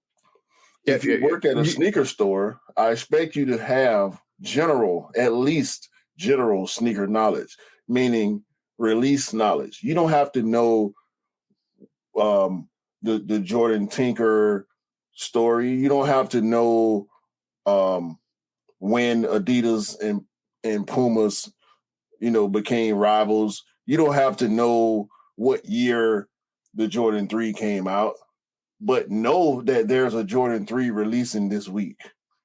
Know that there's a Jordan 1 that released last week and it might be restock. No, just general stuff, bro. Like this is, but they don't care because it's just a job. It's they're not looking at it from a career perspective. You know, the people that end up becoming managers and general managers and store managers and corporate people at a Foot Locker probably either care about sneakers or they went to business school. You know what I'm saying? And people that care about business understand the business that they're in. So even if you're not a sneakerhead, it's smart to have knowledge of the products that you're responsible for selling. You know what I'm saying? Exactly. So from entry level perspective, it doesn't surprise me, but it does anger me as well. You see this across multiple industries where you go places like you're not gonna go to a mechanic shop and a motherfucker can't tell you where your battery at. You ain't finna get no service there. You know what I'm saying? If you go to get your oil change and the dude start pouring oil in your gas tank, something ain't right here. You know what I'm saying? Yeah, you made a good comparison. If you're a chef, you need to know how. If you're in a specialized business, especially sneakers being so popular nowadays, you need to know. And the thing is that you know when people know when they look at your sneakers and they're like, oh damn. Like it was interesting because I was walking through the mall and I had my Fever 4s on. And the Fever 4s is such an amazing sneaker. Like the dark, deep red on that, the tongue being different, the gold accents to the Jumpman at the back. And you know somebody's a sneakerhead when they start checking your sneakers out. So I was walking past and like this young kid, probably hitting his 20s, a bit like 18 to 19. He just literally just looked at my feet constantly as I walked past as well. And he was like, what the hell are those? Because he's probably a new young sneakerhead that just seen new Jordan 4. He just got into it, knows the Jordan 4s, knows the Crimsons, knows the black military blacks, knows like the Oreo 4s, but has never seen. He probably just touched the bread 4s, but has never seen an all red sneaker, an all red Fever 4 in the wilderness, and he's like, what are those? And he just kept looking, and it was like, I understand. I know that feeling. It's just amazement to look at people's feet and like, oh damn, that was nice. But he's probably questioning, what are those? He probably, if it was just me and him, he probably would have come up and said, what are those? So Mars, when you started to become more a part of what was going on in America as far as fashion and basketball, what type of reactions would you get from people that weren't aware of what you were aware of when you would have shoes that you got from the US or from the UK or different places that weren't available in the Netherlands? Well, at that time, then most of the sneakers I had were available. That was the problem, because we couldn't get our hands on sneakers that were hard to get. So it was pretty difficult to stand out with your sneakers. Even with like the trainers and the Air Maxes and all that, like everybody was using the same methods. Yeah, because you could only get them in shops. So the only way to get different kinds of shoes is to travel all over the country to different places and see if they had different colorways than that we have up north. So, well, like I said, the Converse, the LJs that I got back then, I had to travel for what was it? To Amersfoort, that's in the middle of the Netherlands, and I live all the way up north. So just to get them, so yeah, many different colorways. There weren't that many options because, like I said, the one time I wanted to order with a card from London, it didn't work. So I basically could only get what everybody could get. So what was the experience when you had to jump on the train and go out of town to get those Aero Jams? Like, was it a walk in and try on? Was it limited? Yeah. Like, what was it? No, that were not. Converse wasn't a big brand anymore back then. So there were only a few sporting goods shops that sold them. And they weren't under the umbrella of Nike, so they weren't widely available for every shop. So that's why I, particularly in that city, found a pair. Yeah, the rest, like I said, you could basically get anything, but not everybody was wearing it because nobody was wearing Jordans. They were available, but nobody was wearing them. Yeah, it's quite ironic that because basically during post 2015 that became the most relevant thing in our sneakers. That became way more relevant because like let's just be honest, like, and we're going to talk about the Chicago one because 2015 Chicago one, a lot of people walked into the store and picked them up off the shelves because they're sat. Yeah, and who, like, thinking about it now, who would have thought they would have sat? Nobody. I see all these boxes in all these shops, all Jordans that were on sale because nobody bought them. So how did you respond to it? Was you copping still, or were you in the wave of like, nah, this ain't what people doing, so I'm almost what was it a choice because you didn't know better, or was it like, nah, this just ain't what we do? No, I wanted to buy Jordans because I played basketball, and at that time that was the best, in my opinion, the best basketball shoe available. So that's why I wanted to buy Jordans. But still, being a student and not having that much money, it was hard to get at first. So was you rocking your basketball shoes too, or was you just hooping in them? I was just hooping in them because I was a fanatical basketball player. So my shoes on court had to be in perfect condition. Yeah, it's interesting how that conception's come different now. A lot of people just wear Jordans to actually wear them as casual sneakers rather than hooping them, because that's changed. A lot of that's changed because of the demand and the hype behind them, and the technology is not as great as it is with the newer releases for any of the new like basketball sneakers. So it makes a massive difference. It does make a massive difference. But that was the same with the Foamposite. The Foamposite was a perfect basketball shoe at the time, and then you had the whole Foamposite hype, where everybody wanted those. What was it? The Galaxies. Galaxies, yeah. Eggplants and the Galaxies. Yeah. But where are they now? There's going to be another run of those Foamposites. I think it's going to be in the next couple of years. Certain foams still, like I said, the Paranormans, like you said, the Galaxies. Certain ones still hold that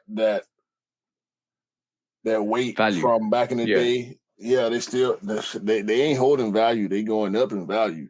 But no, I'm talking about meaning, value, and meaning. Yeah. Meaning definitely certain people. When I talk to the few foam heads that I do know, certain pairs will never decrease in relevancy unless even if they come back, because we saw the Raging Bulls, like DMPs, Lightning 4s. We see certain silhouettes come back, and the thrill is gone already. Mm-hmm. So when you talk about the casual culture, we got the gazelles and specials and stuff like that. But what are those ZX models that hit hard for the casuals? Like the 720s. I got a pair of things in the back, but and the ZX8. Of course, you have the 1000 series, the 1000, 5000, 6000, and so on, like these. Ooh, yeah. Undefeated. Yeah. Straight from LA. Yeah. so pretty much when stuff like that dropping, the rest of the US is competing with Europe. Not so much with the 8000 series, because that's more of you got a whole ZX 8000 community. That's the 1000 series is a different animal like that. It's not really in football casual culture. I mean, they wear them, but it's a different kind of animal. These ones. So I think most of the times you will see people like gazelles and stuff like that, and ZXs that came out, because the ZX came back in the, I think, halfway of, was it 2015 or something like that. What I did pick up, and I need to put these on feet, is the ZX 8000 Bape undefeated, the black version. Yeah, you got those. Yeah, those are dope. I was tempted to get the green pair as well, but those definitely dope. Yeah, but they but like you said, Adidas releases too many of those silhouettes at the moment, and that's why you see them on sale so much. So, do you? The one thing I don't understand about Adidas, or Adidas, whatever you want to say, Adidas, is the fact that they do childish novelty collaborations. Yeah, I don't understand. I don't understand that. Like, we just talked about the Towley, we talked about South Park, Simpsons, Lego, Star Wars, Marvel, Eminem, like the Black Panther collaboration was terrible. The Black Panther collaboration, yeah, that was a disgrace. Yeah, and like, I don't understand why they do that. I don't understand why they do that. I don't understand who buys them either. No, I don't either. Do you feel like Adidas caters to the casual culture? Yeah, they do in certain type of way, because the silhouettes are mostly classic colors that they release. But if you look at things like the Stan Smiths, and then you get the Disneys and the Monsters Inc. and Wall-E. I don't know what's the Muppet Show. I forgot all about that. I think it's great for my kids. I mean, for my son, he was a while really into Wall-E, and I tried to get those, but those sold out instantly. Come on, Marcel. Let's be honest. This is not That's it. horrible. Nah. It's got a window in it, bro. Why do you put a window? To be honest, I'm gonna say this was a little bit more doper than the other one, the Flaming Moles. Yeah, but it's still like I don't understand it. I don't understand it. All the flaming moles, and you got the crusty burger. Like, I like the colors. I just don't understand what it's trying to do. No, and it's not my cup of tea either. I mean, but like, this is probably the Duffman is probably a dope player, dope player. But shout out to Benzino because he got this and he doesn't know where to wear it. Yeah, but it's but that's it. Those collabs are funny, and you can see you can see the South Park in it and stuff like that. You can recognize it, but why would you wear it? So I'm gonna don't understand that your shoe shouldn't be laughed at. Yeah, I like the Star Wars Stan Smiths. Let me just quickly say this before we move into the Star Wars Star Wars collab. This to me, this Adidas Advantage Elbato, this to me is a direct rip-off from the customizers that actually put some graphic designs, paints, artistic vibes on sneakers like this or on Air Force Ones that give it that kind of anime look. This is like a direct rip-off. Yeah, but also look at it. Would you wear it? No. I mean, I like the silhouette, but it doesn't do it for me. And like so. All right, cool. I don't like this. This is to me Chewbacca. Horrible. I don't understand this at all. I understand it, and I don't understand it at the same time. Chewbacca. Like, I don't understand that. Just that to me is horrible. Like a lot of like Darth Vader was an NMD or Ultra Boost. No. The Darth Vader was a shell toe. The Darth Vader. Yeah. But they had a lot of NMDs in that range as well, which didn't make sense at all. I like the Boba Fett. I'm gonna be honest. Yeah, I like the Boba Fett top 10 is the best sneaker from that collection. But it's got a Travis. It's got a Travis Scott. It's got a Travis Scott pouch on the end of it, just to give it like a little shade to Travis Scott there. Well, Boba Fett got pouches on it. Yeah. So. But I just, it's childish, very childish. Yeah, who wears that? They're going over the top with everything they try, or they don't do enough. All right, cool. I'm just gonna do this. I'm gonna quickly pull this up.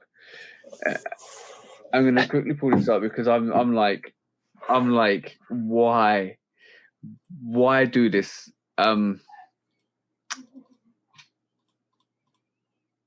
Why do this Eminem collaboration in all the different colors of the rainbow? And in the forum low and make it pattern leather. Was it pattern leather? Some of it's pattern leather. Some of them are. Yeah. Listen, I'll say this about that Eminem collection. Some of the color blocking they did on like that red pair, the green pair, and the other yellow pair in particular, I think the color blocking on those are dope for forums. Like just the fact that they switched up the color blocking and they use the color blocking against the silhouette in ways that is not uniform. If you get what I mean. Yeah. They didn't follow the lines of the silhouette on those four pairs, the green, not this yellow one, but the other yellow one. You mean the green? One? Yeah. The way they went against the grain with the color blocking, that's cool. Yeah. But just it's an Eminem. Y'all could have did that without Eminem, or did somebody from Eminem come in and make those design choices? I don't know, bro. Like there's a lot. To be honest, there's a lot of accessories to this as well. But like too many. Did we need an Eminem collaboration with Adidas? That's the question. Like who was looking forward to that? That's the question. Like I don't. Yeah. We talk about all the classic silhouettes. We already have the Lego stuff, and they didn't need another thing like that. No. No, you got to defend this, Mars. No, I won't, because I mean, like you said, some of the color blockings are nice, but I don't want to have the brand M&M on my sneaker. This is the Adidas, by the way. Red card. Stop doing useless collaborations. Although just because you want to release a sneaker. Although I have a green pair of Legos, the X8000 Lego.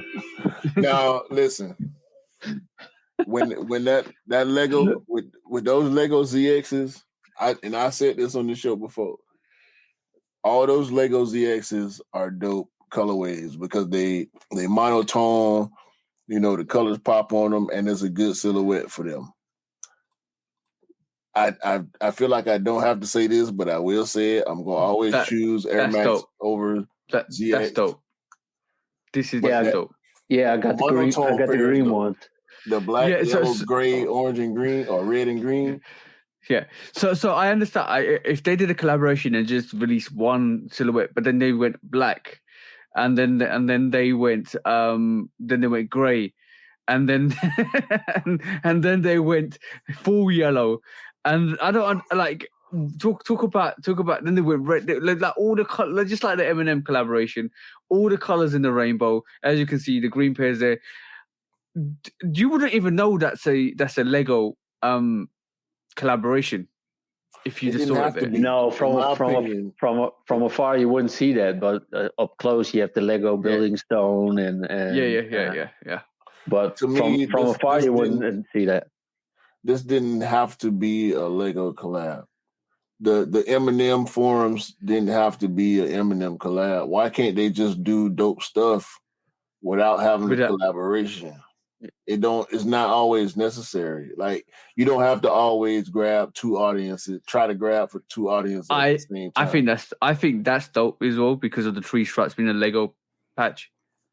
Yeah, that was a funny thing as well, but I think they choose the wrong collaborations. Yeah.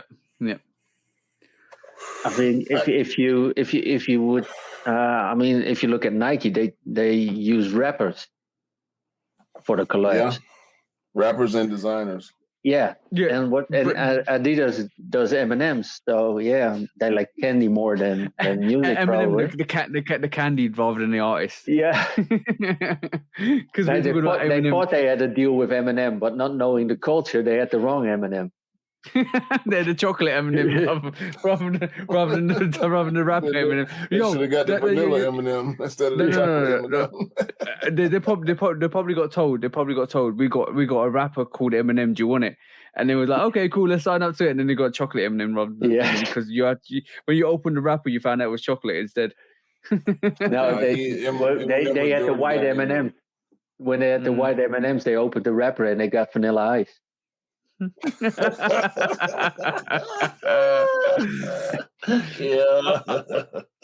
To me, it's releasing sneakers for the sake of it. And there's not. I don't understand the meaning behind. If you guys know the meaning behind any of these collaborations with chocolates, toys, movies, just let us know because I don't understand it at all.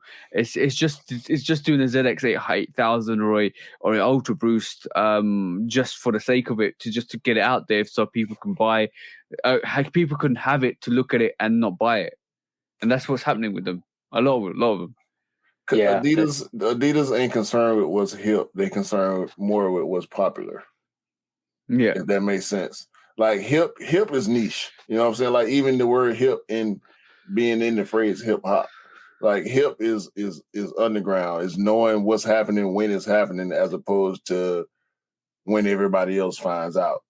You know what I'm saying? Knowing what's coming before, as far as culturally, like having your ear to the ground and whatnot.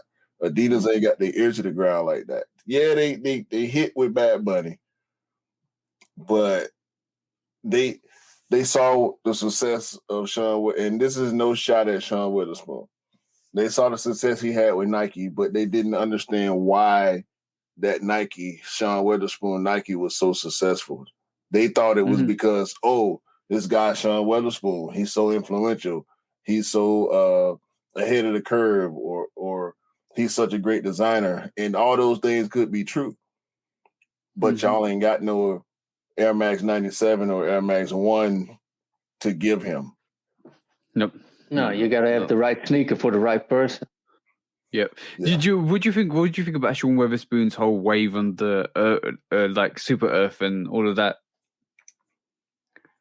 Yeah, I didn't care much about that. I mean, who's it catered to? I wouldn't really know who wants to wear stuff like that. I think the statement that they've released. I think the statement that they've released this week made a lot of sense to me because they said they support artists and creators for their development on their products. And that just goes to show they let the artists do whatever they want. So Kevin Frost, they let him do whatever he wants. Sean Weatherspoon, they let him do whatever he wants. Bad Bunny probably. They let him do whatever he wants. He got upset when you said Kerwin Frost, bro. I mean, maybe Nike is. That's why Nike does it most of the time better because they say, okay, they have more control. We give you freedom until here, and then it's got to be the silhouette. Yeah, you can do this, and this to the sneaker, but. Okay, are we saying then? Are we saying that Adidas has lost a bit of identity? Because like if you look at Nike, Nike's kept its core identity of this is what we're gonna release, this is what we want from our artists, this is the direction we want to go, and it's more direction than identity as well.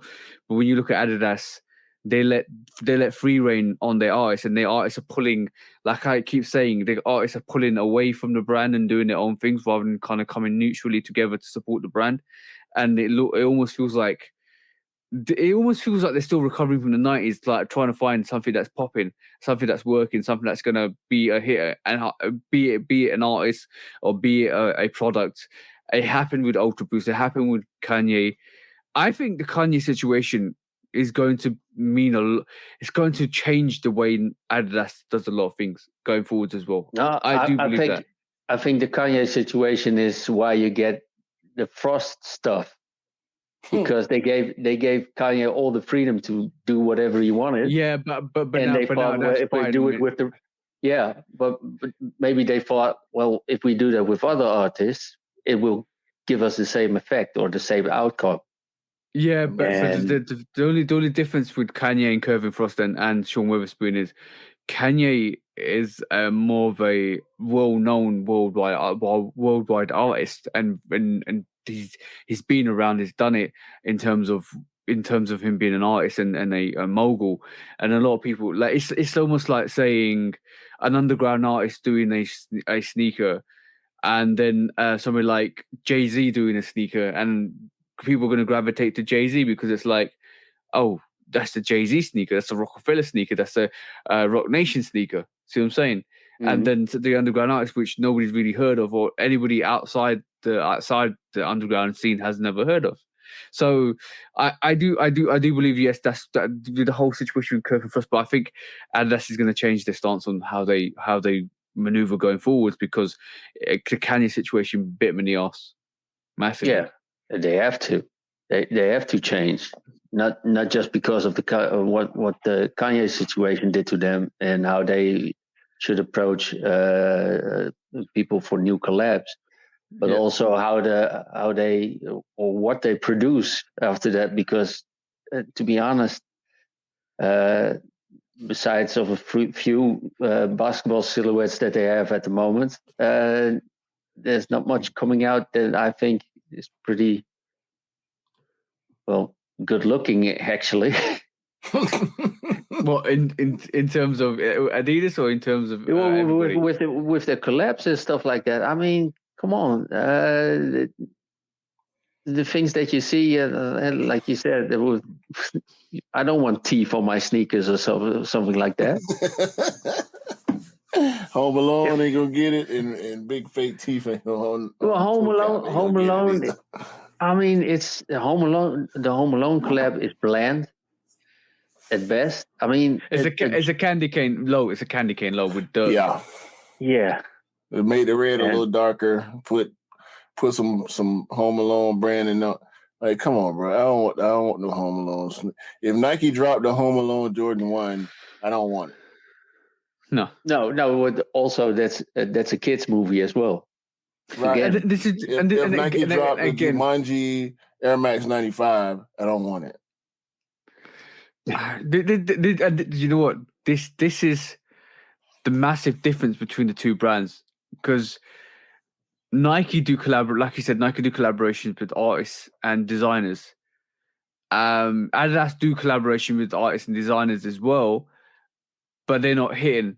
But then they throw in another collaboration, but to do with smoothies, chocolates, sweets. Doesn't make sense. Yeah, doesn't make sense. Well, what I can say, the only thing that they did right the past few months, but it didn't hit really well. Seeing them all going on sale were the Forum Highs. Yeah. Forum Highs were dope. I from that I got the KSI Forum High was dope. Like that sold out. That sold out. And the quality on them is great as well. So yeah, that's comparable to a Jordan 1 High. Yeah. So, but all those collabs with, I was looking at them, those collabs for those children movies for my son, and that's fine and stuff, but I wouldn't wear a Wally. Maybe the group, but the thing is, I think they're making these sneakers for the kids from like memorabilia sake, and then when the kids get older, they remember that they wore a Forum or a ZX 8000 or an Ultra Boost with the Star Wars or a Black Panther or something like that, just for nostalgia, and they'll end up picking them up in the future. It's reconnecting that the memory, like when you grow older, like I used to have those back in the day. I really like to have one now, and they're banking on that nostalgia factor, especially if it's catered for the kids as well. Anybody that's between 5 to 10, and when in 10 years time, if they do ever release it, they'll be like, I remember those. I want to get those. Hey, they better start doing a lot more in-store releases then. I'm not saying that they don't already, but these collabs better be readily available in hand in Adidas stores if they plan on gaining in the future based on what they're releasing today. Because listen, I'm not actively seeking these products for my kids. No. If my kids like Legos, I'm buying Legos. I'm not buying. No. This is the point I'm making, right? If my kid is buying Legos, I'm buying Legos, right? My kid, they want to see the Lego movies. They want the Lego, all the Lego sets. They want Lego T-shirts. So yeah, why not buy the Lego sneakers? But if my kid don't love Star Wars, then I ain't buying no damn Star Wars shoes. You know what I'm saying? And even if I love Star Wars, why would a Star Wars sneaker come across my feed? Why would I get an ad for a Star Wars sneaker? I would get ads for Star Wars products that I'm into. So the paths don't necessarily cross. And I think that's what they're hoping for. They're hoping for a crossover between the people that are fans of these products and the sneaker. And I don't think it's hitting like that because we're seeing so much stuff go on sale. Yep, for sure. Okay, cool. And let's move on swiftly from the collaboration or the poor attempt at collaborations to something that was exciting this week, because we will swiftly move on to one of the best brands in the world. That is, and hey presto, and one. This is the what did you say, bro? And one. The Chicago Lost and Found. So this week we heard that the Chicago Lost and Found is going to be a big holiday release in excess of 500,000 pairs. I think it's going to be ranging up to 1 million pairs out there worldwide. This is the holiday sneaker that I was basically saying a while back like Concord. This is the Concord 11. This is the Bread 11. This is the Cool Grey 11. This is the Pattern Bread 1. This is the holiday sneaker that's gonna amp up all the Jordan and Nike sales. This is gonna make them in profit this year. This is the one that everybody's looking forward to, and it seems like that's correct. And it seems like there's going to be loads of pairs. How do you feel knowing that this could be a huge release? Good. Great. let everybody get their pairs. Yeah, exactly. Everybody deserves to get their pairs. But what do you think? What do you think? What's your expectation? It's still gonna be hard to get. Yeah, I think it's gonna be pretty hard to get. Okay, because cool. I think the whole world is waiting for this. Even the GS sizes and stuff like that. If they come out, I need a pair for my son because he's a big fan of Into the Spider-Verse. Yeah. And he had that's the shoe Miles wore. Exactly, Miles, and not the Adidas. Sorry, Adidas, but he didn't wear those in the movie, and he didn't. He wore Jordan 1 Chicago's. It's not the same. So it's good news to hear that the Chicago one is coming out. It's good to hear it's going to be a big release. I'm verging on a million pairs to 500,000 pairs. We don't know the exact stock level. It's going to be a huge release. I think it is going to do. They will do exclusive access coming up to the release. They will do They will do a first come first serve for the release, no raffle. They will do shock drops after the release as well due to stock supplies and demand. So this sneaker is going to be out there, and it's going to be great because I feel this is I said it on the live on Instagram live the other day. This is a Pattern Bread 2.0 situation. I don't know if it's going to do as bad in retrospect. Like I mean bad as in terms, and it kind of was around and it still dropped, and then the price dropped and tanked.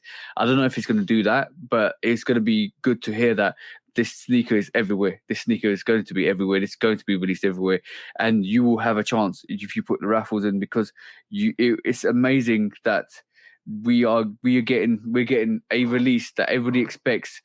And I kind of had a feeling this was going to happen to the Chicago Lost and Found.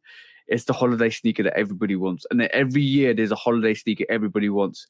Next year it's going to be the Legendary 11, the Columbia 11s. This year's Chicago 1. And the Chicago 2. And they did it right. I mean, what I've seen so far, the quality is right, and the whole concept of the Lost and Found, I think is brilliant. Yep. For sure. Did it right, smacked it out of the park. This is if the release goes like I think it will go, and everybody gets their pairs. All the people, the sneakerheads, all the bros get their pairs. This is the perfect release for winter time. I just hope like the Cool Grey 11s, it's going to be that kind of situation. But yeah, it's going to be it's good. It's good to hear. Definitely good news coming out. I think it's going to tank the price coming up to the release anyway because and this is why I say don't pay pre-sale for sneakers. And this is why I'm very analytical with stuff like this because like when you see stuff when you like there's been massive indications with this sneaker for this release anyway. I don't know, we keep talking about the Lost and Found on lives and stuff like that, but it's good for people to understand what's happening with this sneaker. We saw this sneaker first appear in March time. A lot of YouTubers and sneakerheads have had this sneaker since like July time. We're coming up to the release and we're hearing more. It's going to be loads of pairs. There's loads of all the people that backdoor sneakers have been getting this sneaker. The shops that don't get sneakers are getting this sneaker. So from that perspective, it's a huge release. Easily one of the biggest, and it's touted to be one of the biggest Jordan 1 releases ever. So let's put that in perspective. It's going to be bigger than the Pattern Bread 1 release. It's going to be bigger than the Taxi 1 release that's actually still sitting. It's going to be bigger than the Pollen release that's actually sat for ages. It's going to be huge. And let's just say this: if you aren't able to get it, I feel sorry for you guys. I do feel sorry for you guys. I'm just putting that in perspective, guys. I'm just putting that in perspective. We'll see. Maybe hopefully everything go the way it should go. Maybe it goes the same way as the Fire Red. Hopefully. 503s. Yeah, 503s are still sitting in shop. It'll be really interesting if the Chicago one. And it'll be really interesting to see if you walk into a retail shop on release day or a week after release day, and the Chicago ones are still sitting. It'll be really interesting. I can't imagine that, but probably not in the nice. States. No, probably not in the States.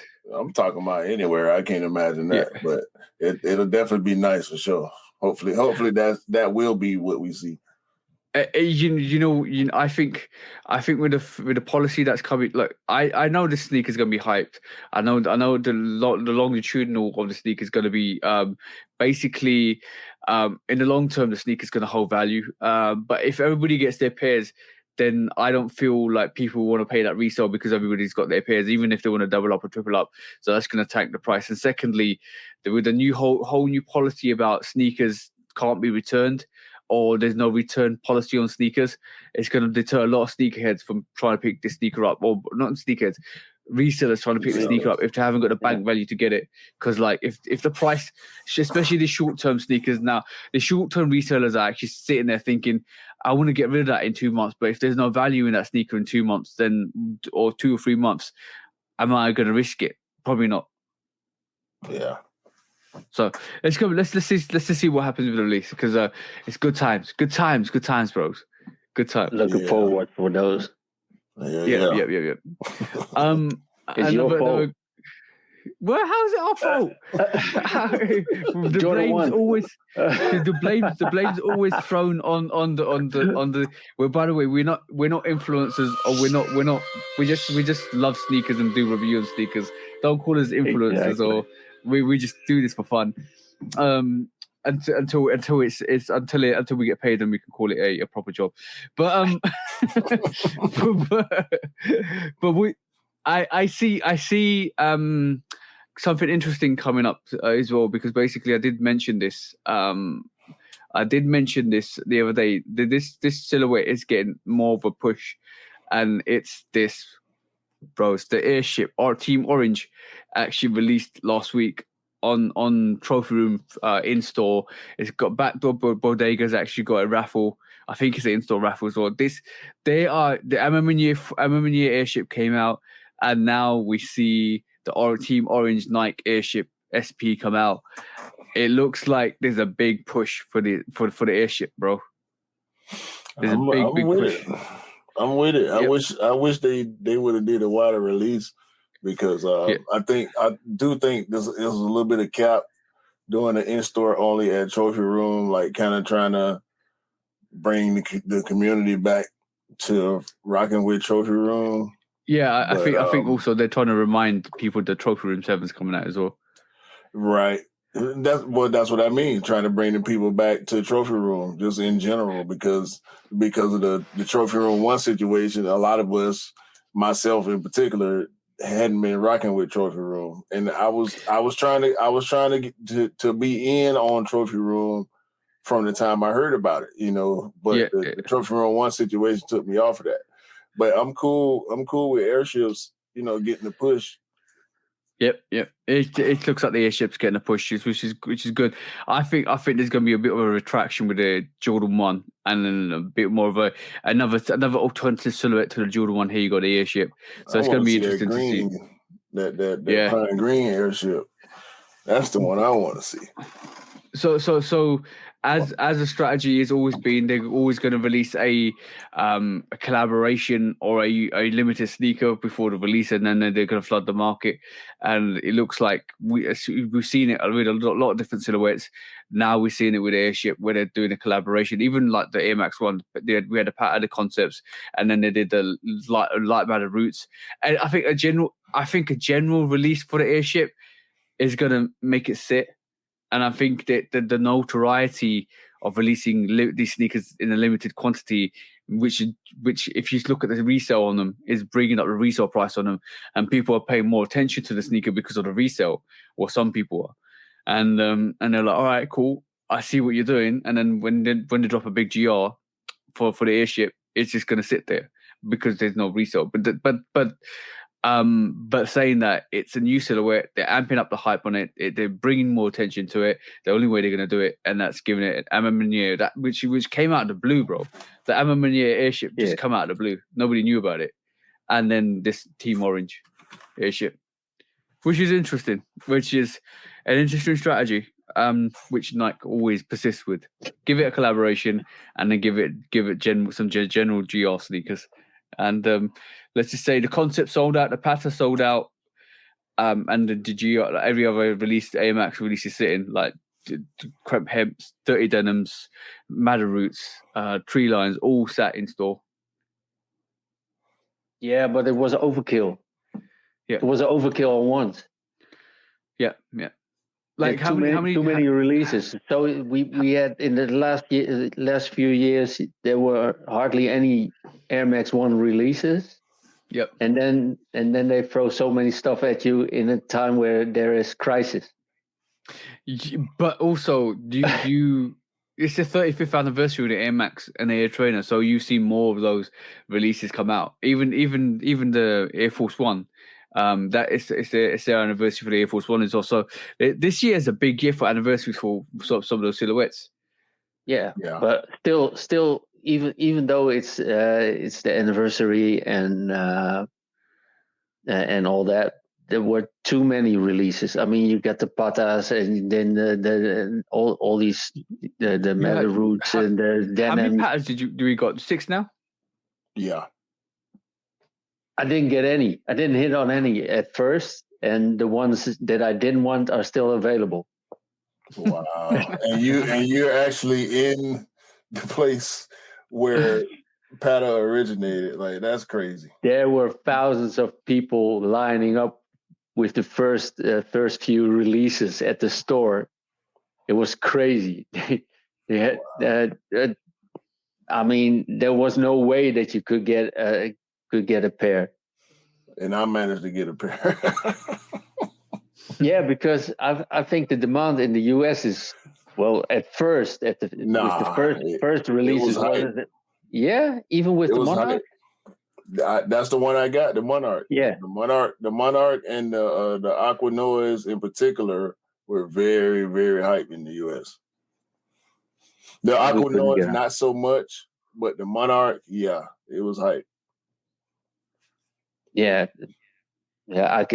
I tried. I did my best. I have raffles, sneakers, whatever. Didn't work. Well, yeah, man. You win some, you lose some. Yeah, I was about to say that's just the way the game goes most of the time. Yeah. As long as you try, you feel bad. We all feel bad when we take L's, but if you don't try, it's an automatic L. So at least you put your bid in there.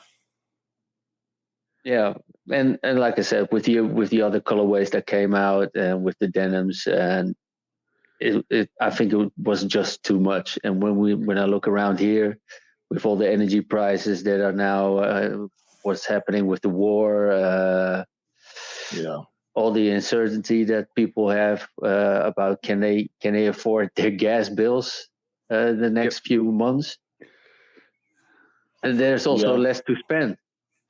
And they raised the prices of the sneakers, although the Air Max's prices were pretty decent in comparison. Yeah, and it's about to get crazier with the oil situation. Oh, wait until we go to court. I got one. And by the way, like, we just did another Air Max. Was it La Familia? Yeah, there's another Air Max. That's another one.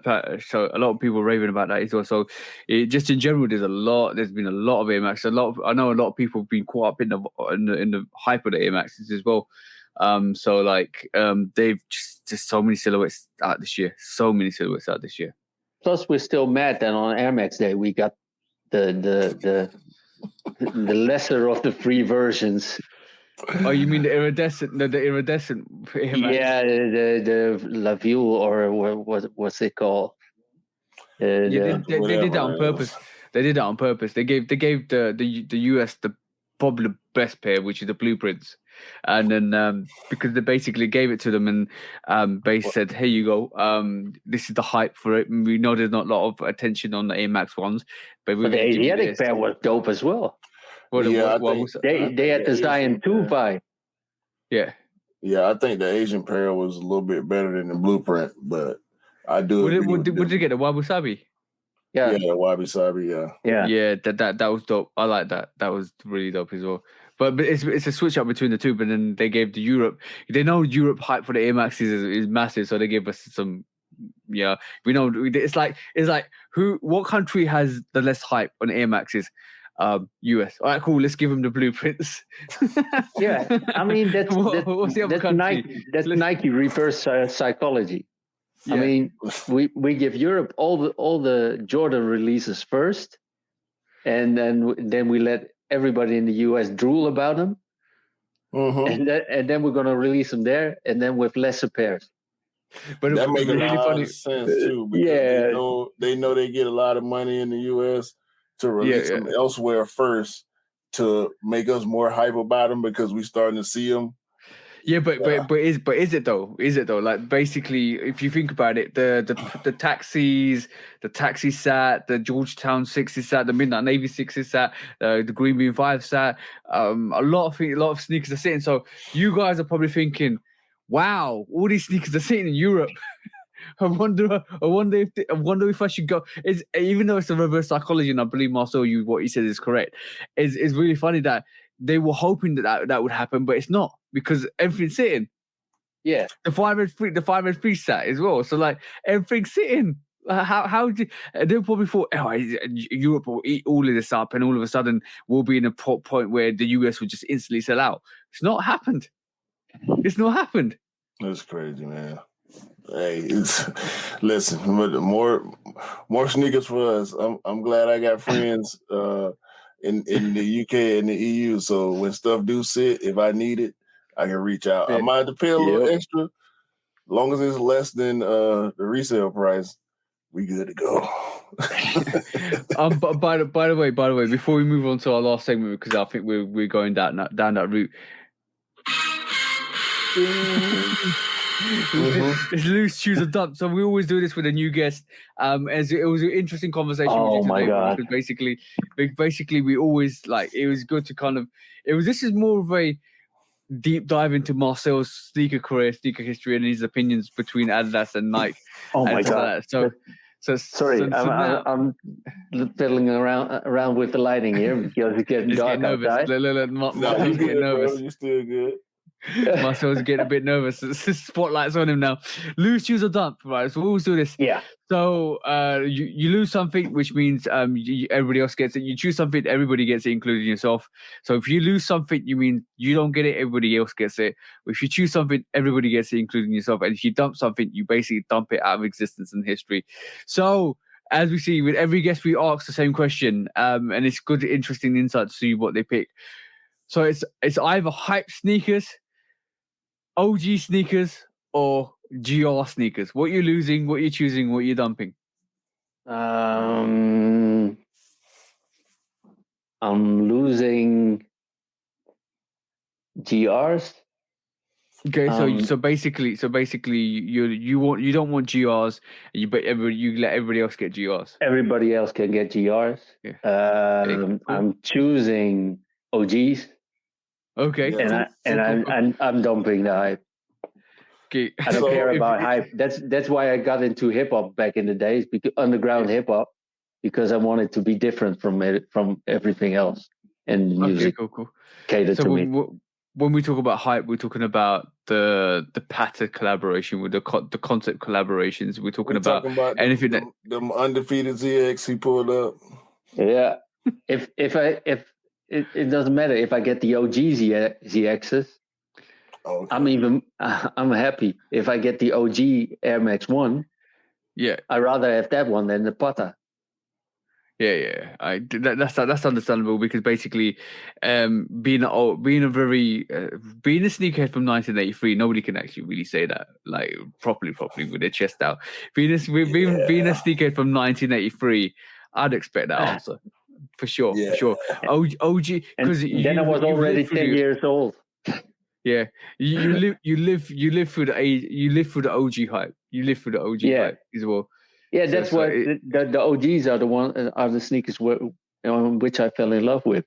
So yeah, exactly.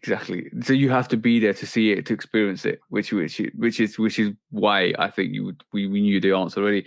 So that was our lose, choose, or dump for this week. Is it that time again where we have to kind of justify or take people to court? You know what time it is. When resale is too high. Damn resellers. Order. When hype beats go too far. These damn hype beasts. Order in the court. Order. When the back door opens. Guilty. It's time for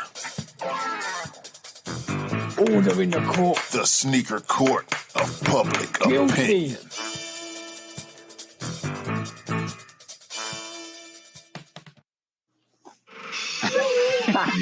Yeah. Guilty. Today I'm your Foot Locker employee. Foot Locker employee judge. A part-time Foot Locker employee judge today. I'm here to be the representation of sneaker judge of public opinion.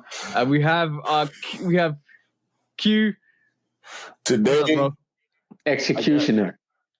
I got my finger to point because the fact that Marcel participated in the production of this podcast, and you have on the shirt, you represent Foot Locker.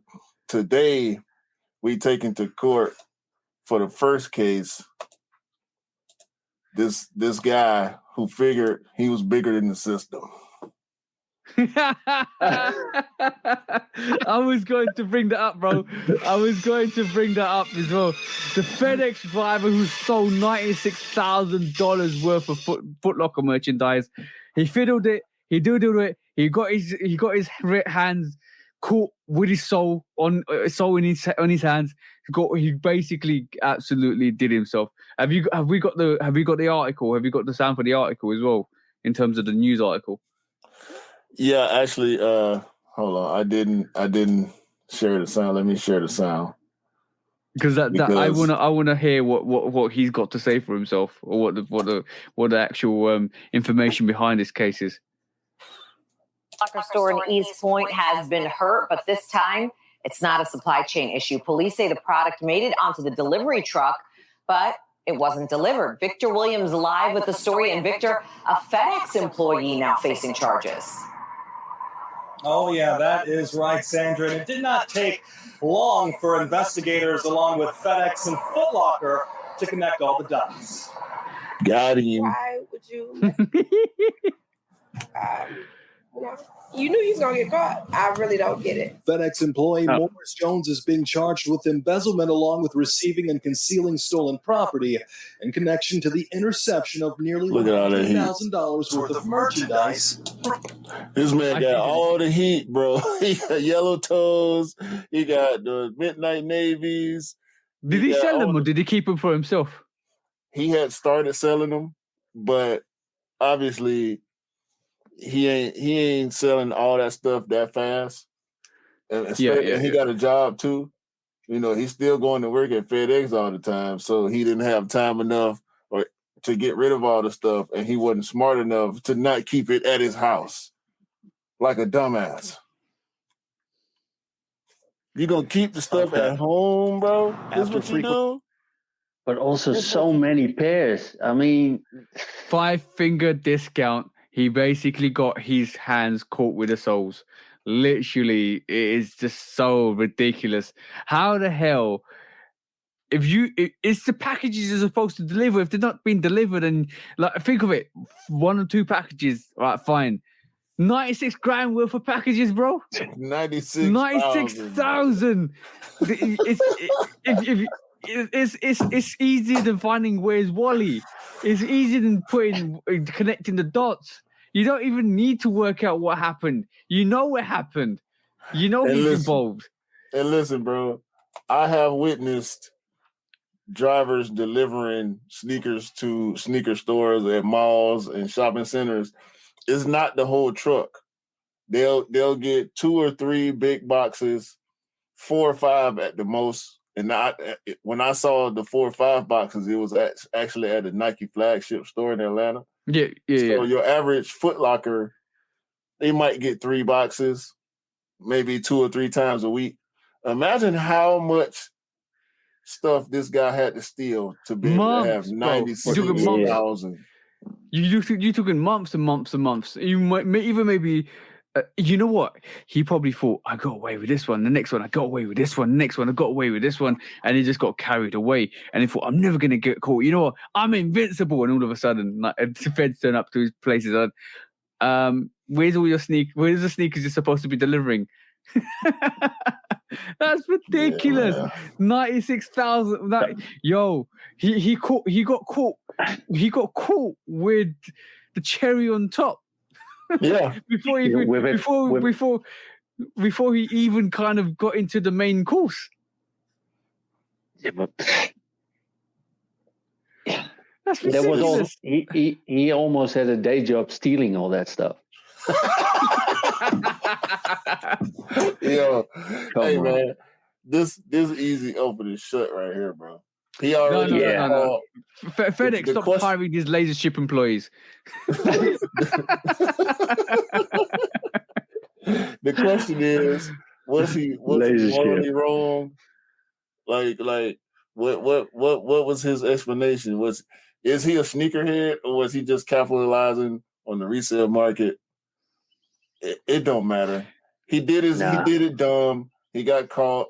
He out there. His name is out there. His face is out there. $96,000 worth of merchandise. Restitution will be necessary for this, and probably jail time. This guy's a dumbass. Get him out of here. Yeah. Get him out of here. Guilty for being a dumbass of the crime of souls. You stupid. You stupid, bro. You can cure uneducated people. You can cure a lack of knowledge, but you can't cure dumbness, and that's pure dumbness in one. You can't cure stupidity. Let's just put it that way. That is the most stupid thing I've seen in a long while. Yes. You always hear no face, no case. He literally put his face out there and built a case around it. He can't get any worse than that, bro. That's just ridiculous. Absolutely one crazy. Guy that actually make us like Foot Locker. Hey, you know what? I told you I'm the Foot Locker employee today because I got the jersey on. So yeah, I'm representing Foot Locker today. Guilty, guy. You're guilty. Well, with the Foot Locker jersey, you look a little bit jizzy. Jizzy? What do you mean jizzy?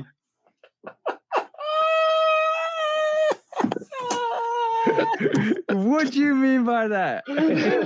Oh man, the Jizzy jersey. That's a Jizzy jersey, bro. The Foot Locker employee with the Jizzy sneakers. Okay, swiftly moving on. What's the next case? Swiftly, please. We can't move fast enough for this, bro. Guilty. Marcel, I'm taking you to court. Guilty for calling me Jizzy. God, what's the next case? What you got, Mark?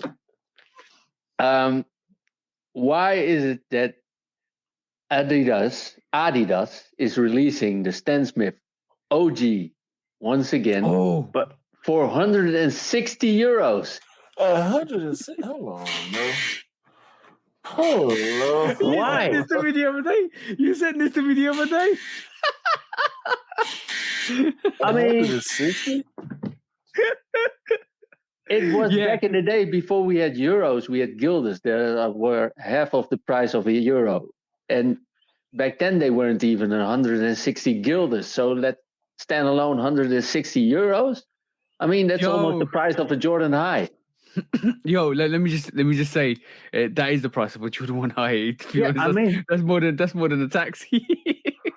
Bro, no, bro, that's not right, dog. Because look,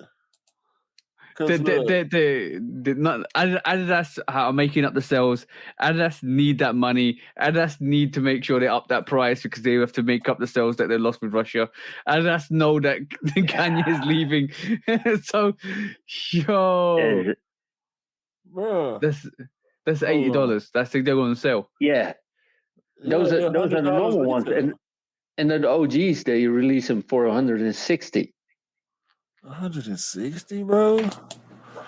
Why? What are they doing? Wait, hold on. Oh no, that's not the OG. I could have sworn I saw. There it is. That's the OG right there. $67. Yeah. Wait, I got it. Where do I have this? Where did you see it? I'll pull it up. Wait a minute. Let me see.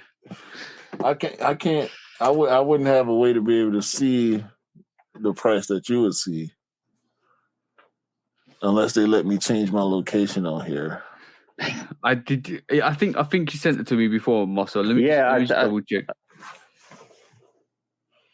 Now people are thinking I'm going crazy. Maybe it's my age. No. So what are you used to? Oh, here it is. It's on the Confirmed app. Oh hell. Okay. You see that? Yeah. A little bit dirty. I'm just gonna go to Confirmed. 160. Are you serious? Yep.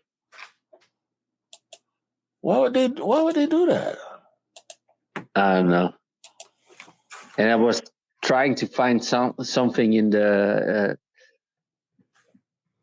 if there was something special about it, or the only thing that is different, they say it's luxury leather. So it wasn't a premium sneaker before, but now they're saying it's a premium sneaker. Well, they said it always was a premium sneaker, but now they're saying that the old ones are not premium sneakers. Go figure. Adidas logics. To be honest, I still love the brand though. No, that's cool. That's cool. Loving the brand. I mean, listen, bro. We gonna love what we love. Okay. We that don't mean they don't do stupid stuff sometimes. Everybody does stupid stuff sometimes, and we gotta call it out, dog. That's exactly 160. I'm not finding that. They're doing y'all a disservice, bro. Because every Stan Smith I'm seeing. No, it's on the Confirmed app. It's not released yet. I can't even find that. Maybe I can't. I'm just gonna check on my Confirmed app as we speak because I just want to. It's on the on the Confirmed app and then under the releases. Yeah, I can't look on my Confirmed app because I ain't got that shit on my phone. Do you have the Confirmed app? Under releases, yeah. Hell no. Yeah. I'm just double checking this. I need to. But by the way, the towelies are still available in my size. Uh-oh.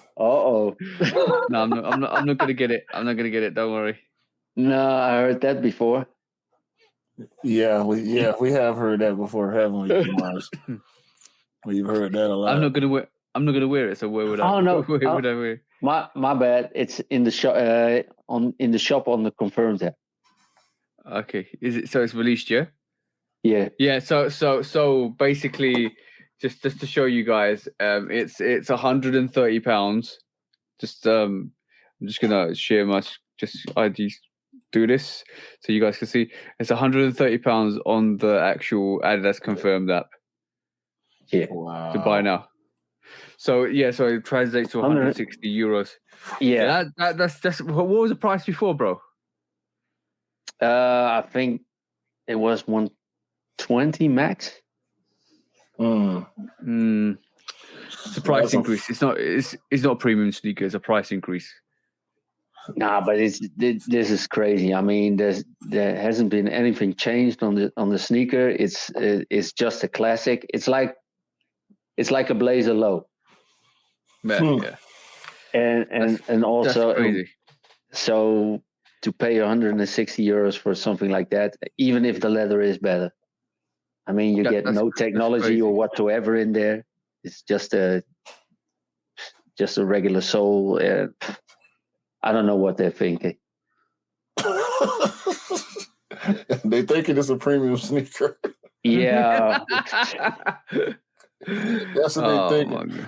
Oh my God, bro. Yeah, I don't like that. I don't like that when any brands do that, inflation or not. Like, come on, man, be fair. We being loyal to y'all. Y'all can show us some type of reciprocation, man. Give us something. Give us something to look forward to outside of price hikes. Yeah. This is almost like a Jordan 2 J Balvin going from 200 to 270. Yeah. So on that note, I'm not even gonna. I'm gonna say Nike. I'm gonna say Adidas. I'm gonna say all the brands. You're all guilty for hiking up the prices for no reason. Let's just say that, because basically at the end of the day, the J Balvins didn't need to be 270. The Whit Rice 3s didn't need to be £200.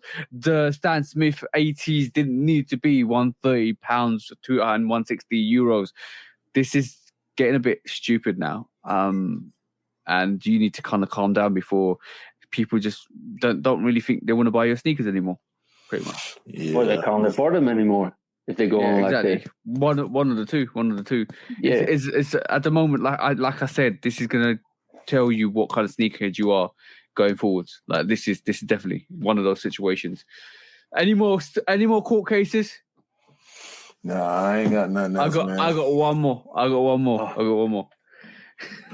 Let's go. Okay. So we know what happened this week. And we know what happened with Adidas this week. And so I'm going to bring this to court because basically I think, Mr. Kanye West, you've gone too far. I feel like you did a lot of things that weren't necessary. I know you're trying to bring light and take your intellectual property out, but I don't believe saying you're going to go around molesting people, molesting the brand, or the brand's molested you, is going to benefit you in any way. I don't feel like you doing what you're doing at the moment is benefiting you, anybody's opinion of you. They're just reinstating the opinion that they've got of you at this moment in time, or they've always had with you, because they knew that you would do something out of character that would basically offend a lot of people, which you've done this week, which is not great. And I do believe, and you've just given more reassurances to people to kind of sympathize with Adidas because of what you are currently doing. You're overquoting, overselling, overhyping, overstating your opinion at this moment in time, and it's making a lot of people feel a certain way about you. Even prior to this week, a lot of people had your back. This week now, a lot of people don't have your back, and that's all based on what you've just recently said. So on that note, guys, I'm just going to say a quick in and out case. Mr. Kanye West, you're guilty for bad behavior, because calm it down a bit and maybe people will like you a bit more. Yeah. Yeah, he's also guilty of being a dumbass, just like the FedEx guy. When resale is too high. Damn resellers. Order. When hype beats go too far. These damn hype beasts. Order in the court. Order. When the back door opens. Guilty. It's time for order in the court. The sneaker court of public Guilty. opinion.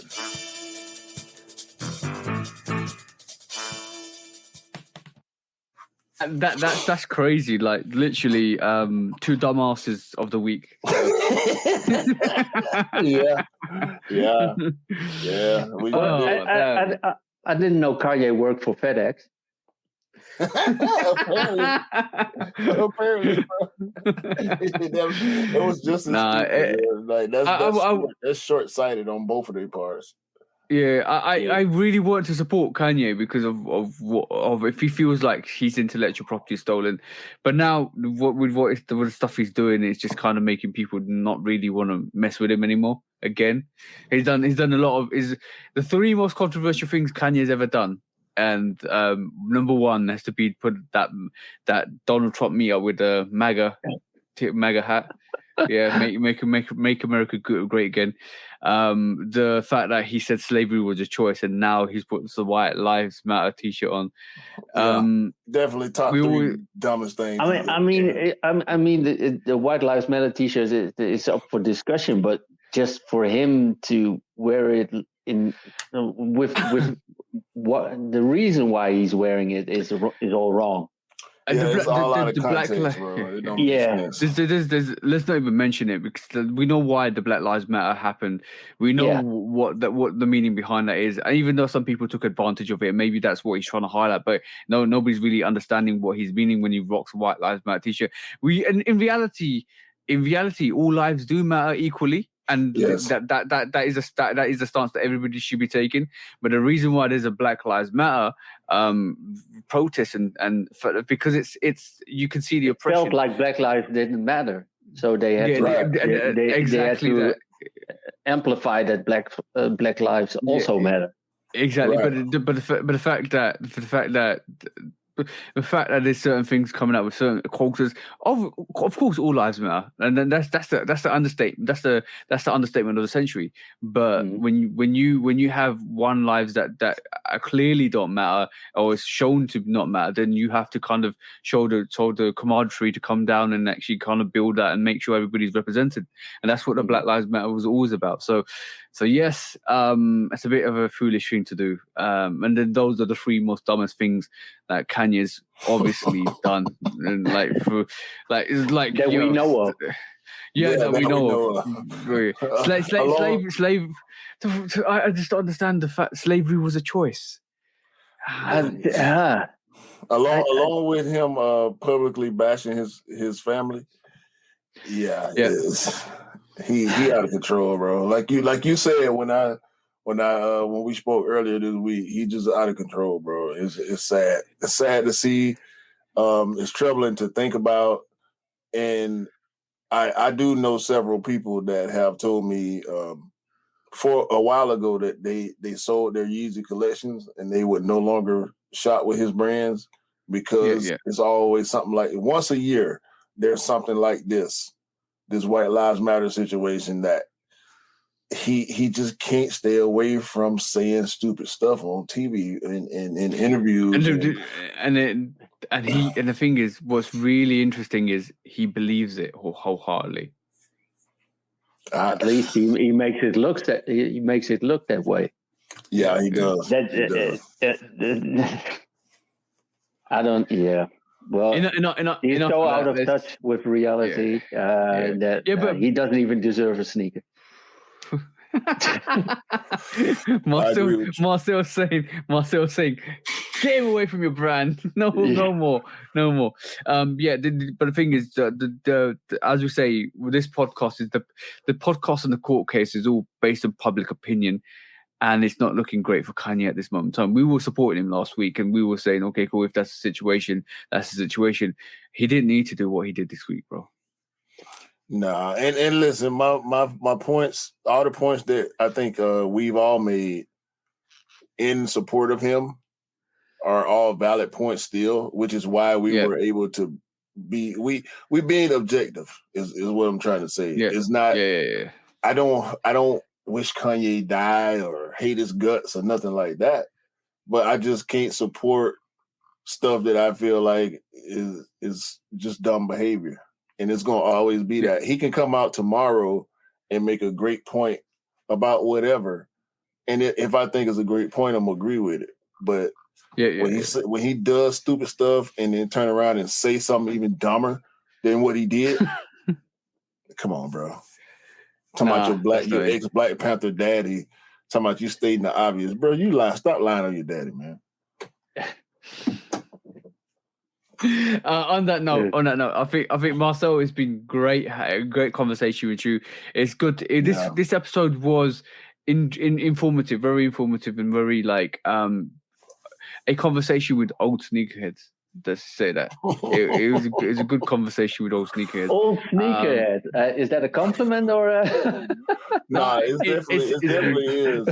It definitely is because And the only comparison I can really make as far as people with UMARs is a guy like Cam and a guy like Miller, because a guy like Retro Rick, like y'all go back so far in the sneaker culture, not just just being like for years we've all been here, but I haven't always been as entrenched in the sneaker culture as guys like you all are. And that's what me and TJ appreciate about y'all, having these conversations and getting the history and the knowledge and also the cultural differences and being able to put the pieces together to make a beautiful sneaker picture.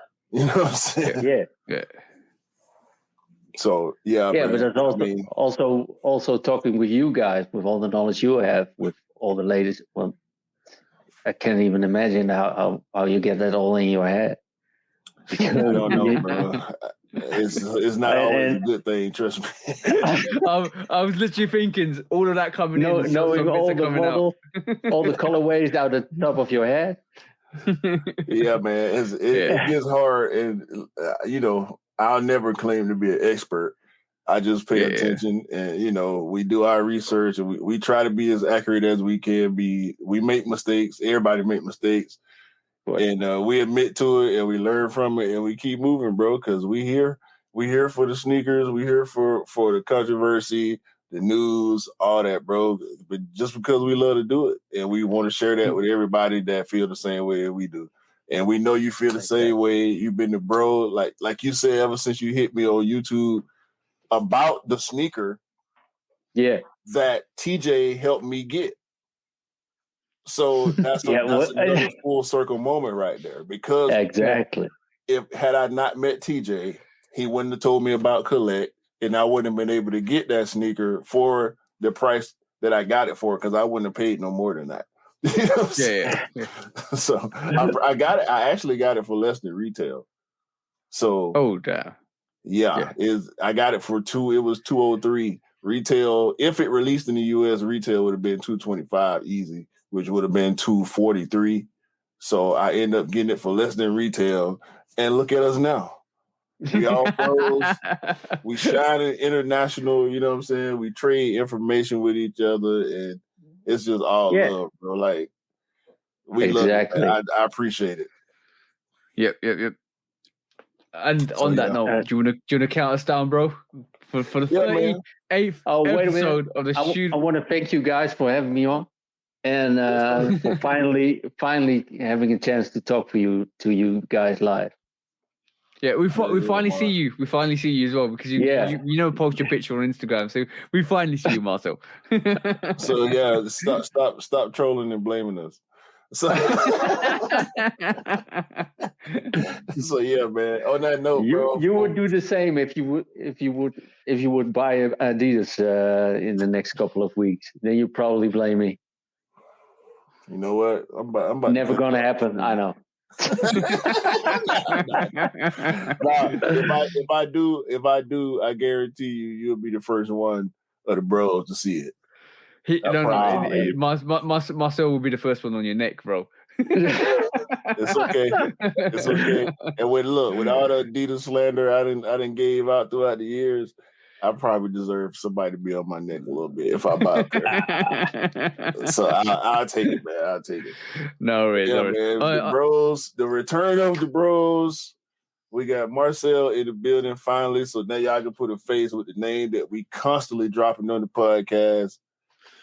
We got more bros and sisters to come. Of course, we got more content. We got more jokes. We got more love, more hate. We got more everything. You feel me? As long as there's more dumbass behavior, we'll be throttling back onto the Shudo podcast. yeah. And on Shudo React. That's coming this Wednesday. For Mars, for the bro TJ, for me, we're gonna leave everybody information in the comments, man. Y'all have a great day, great month. Finish out this year strong, man, and hopefully everybody can cop them Chicago Jordan 1 Lost and Founds, man, for it's over with. Peace out. Peace. Peace.